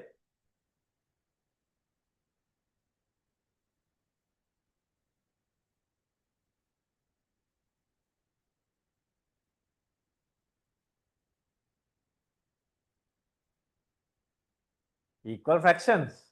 Equal fractions.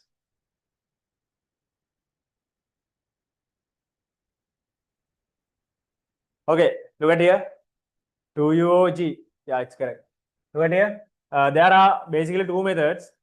I'll show you both. This is method 1. Method 1. Method 1 is I can find the times taken from A to B and B to C separately, and we can add them up, right? To determine time from A to B, I can use V equals UT, V equals U plus AT from A to B. See, method 1. From A to B upwards, V equals U plus AT. V is 0, right? U is U. Upwards minus G. T, let's say time from A to B is TAB. TAB. Take this to the other side. G TAB equals U. So TAB equals U over G, right? And then again we can apply the same equation from B to C. B to C downwards, V equals U plus AT, right? Now V is X, U is 0, plus A is G, T, B, C. But X is known, U. X is U. So U equals G, T, B, C. I need TBC. So TBC is U over G, right? So therefore, total time is, see, therefore, we'll do here, therefore, total time is TAB plus TBC, right? Which means U over G plus U over G. So that is 2U over G. 2U over G, right? This is method 1, 2U over G.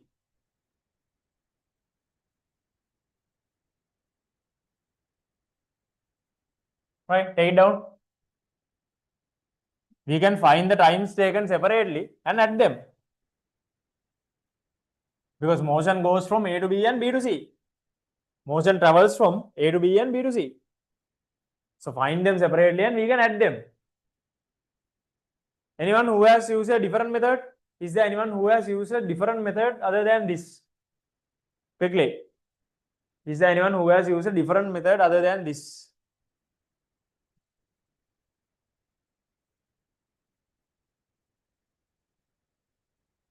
I use both at once. Good. That's why I'm asking. Yeah, as the second method, I'll show you how to use this at once. So before that, take this down. Take this down.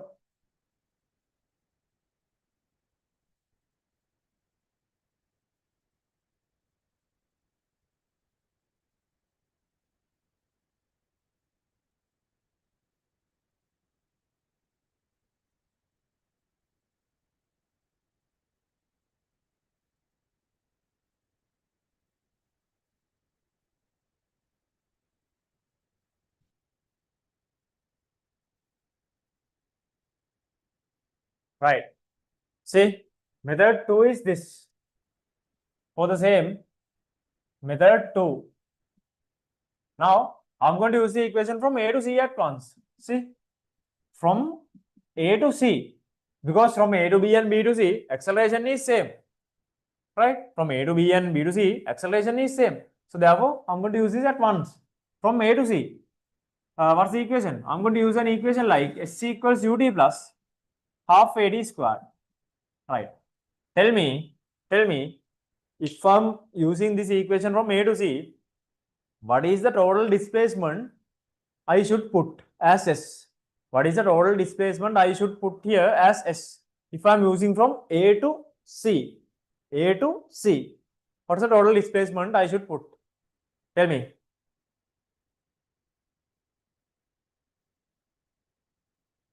Yeah, Sali, you used at once, me. So what's the S you used? And others also you can answer. Tell me, what's the S I should use? What is the value of S I should use?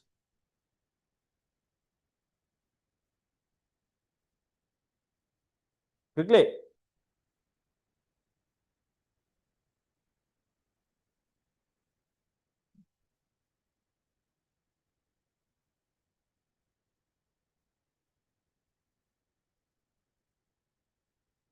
Yes, it's 0. It's 0 because SC is not a distance. That is a displacement. Now, if it starts from here and if it ends here, which means there is no vertical displacement. I'm using the equation vertically. Displacement is the shorter distance. Displacement is the shorter distance. Shortest, right? So from A to C, there is no distance. There is no displacement. 0. 0. 0. And U is U. Now from this we will get the time at once ut plus half. Since we are applying upwards, g is minus g t square, right? Which means 0 equals ut. We can take this minus sign to the front, half g t square. Take this whole term to the left hand side. Half g t squared equals ut. 1 t to t cancels. 1 t to t cancels. So this t remains. T is cross multiplied by this 2u over g. Can you see? So at once we can get it if you apply this equation from A to C at once like this. Same.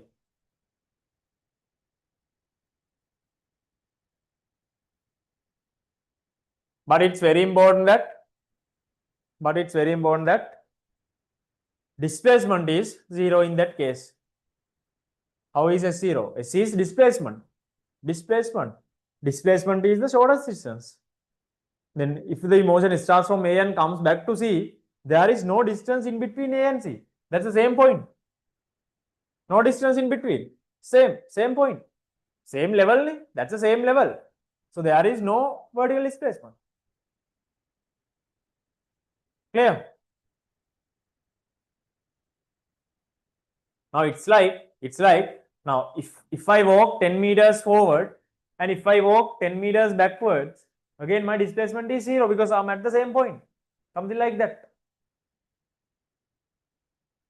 Right? Know the difference between distance and displacement. Now if I walk 10 meters forward and if I walk 10 meters backwards again, distance covered by me is 20 meters. But the displacement covered by me is 0 meters. Know the difference? Okay, is it clear? Yeah, Aloka? Is it clear now?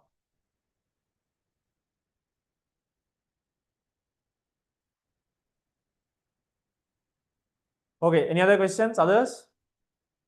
So take it down. While taking down, ask if you have any other questions. So therefore, easiest way to determine total time of the motion is this. Easiest and the shortest. Easiest and the shortest way to determine the time is this.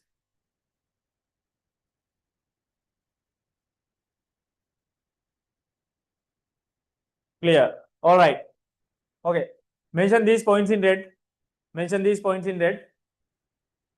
Mention these points in red. Times taken for. First point. First point in red. Times taken for. Times taken for upward motion. Times taken for upward motion. Times taken for upward motion and downward motion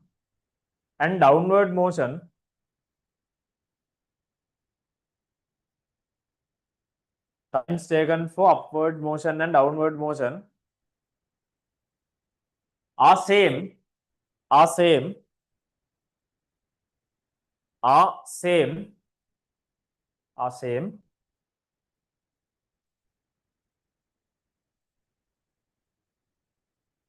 in a symmetric motion are same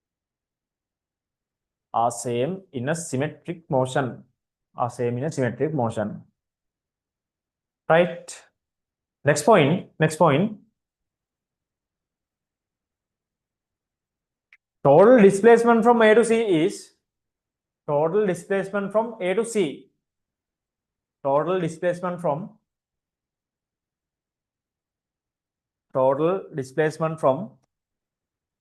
A to C. Total displacement from A to C is 0. Total displacement from A to C is 0 since both points are at the same level. Since both points are at the same horizontal level. Since both points are at the same horizontal level. Since both points are at the same horizontal level. Since both points are at the same horizontal level.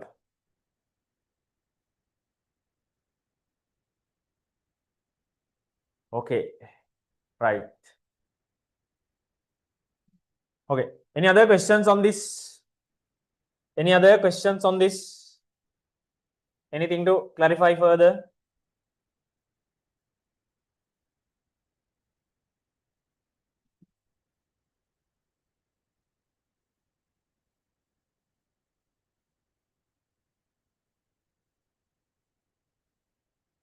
Any other questions on this? Anything to clarify further?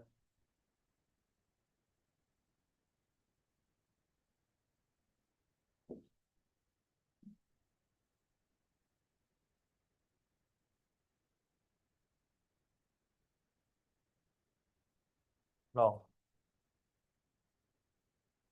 All clear? Is it all clear? Students, is it all clear?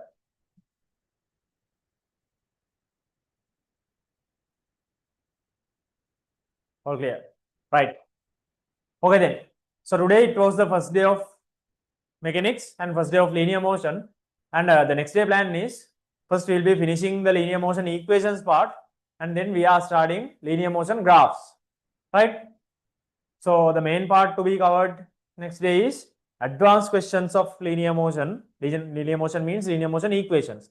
Advanced questions of linear motion equations plus linear motion graphs. Right. Okay. Go through these things again and again and come to the next class because everything will be connected as I told you before at the beginning. So everything will be connected, right? So each by each part will be connected. So go through again and again 2-3 times and practice these questions again, maybe 3-4 times if possible, and make yourself comfortable, make yourself familiar with these things and come to the next class, right? Now, as I told you, this is where you are starting to see actual physics, right? This is where you see real world applications, behaviors, motions, likewise. So therefore, practice these questions again and again and come to the next class, right? Okay then. The registration issues on the website will be solved by next week. By next week in the sense before next week actually, before next week. So once it is solved, I will circulate a message on the group as I did today, right? Now the website is working, but for some I got messages as the email verification is not coming, right? So if that's the same for your case, you can just wait for another 2-3 days until the final updates and the bugs are fixed. And if you have made the payment already, keep that slip with you because it should be uploaded to the website once it is fixed, right? Okay then. So any other questions, anything to know from my side before winding up? Any other thing to know? Another thing to know? Anything? Any subject matter? So any other thing? No? All good? All good? Right. Okay then. Then yeah, it's a little bit late today, ne? 10:24. Okay. All right then. Then I'll wind up the class here. Study hard, work hard, and stay safe. See you all in the next class. Good night and goodbye. See you.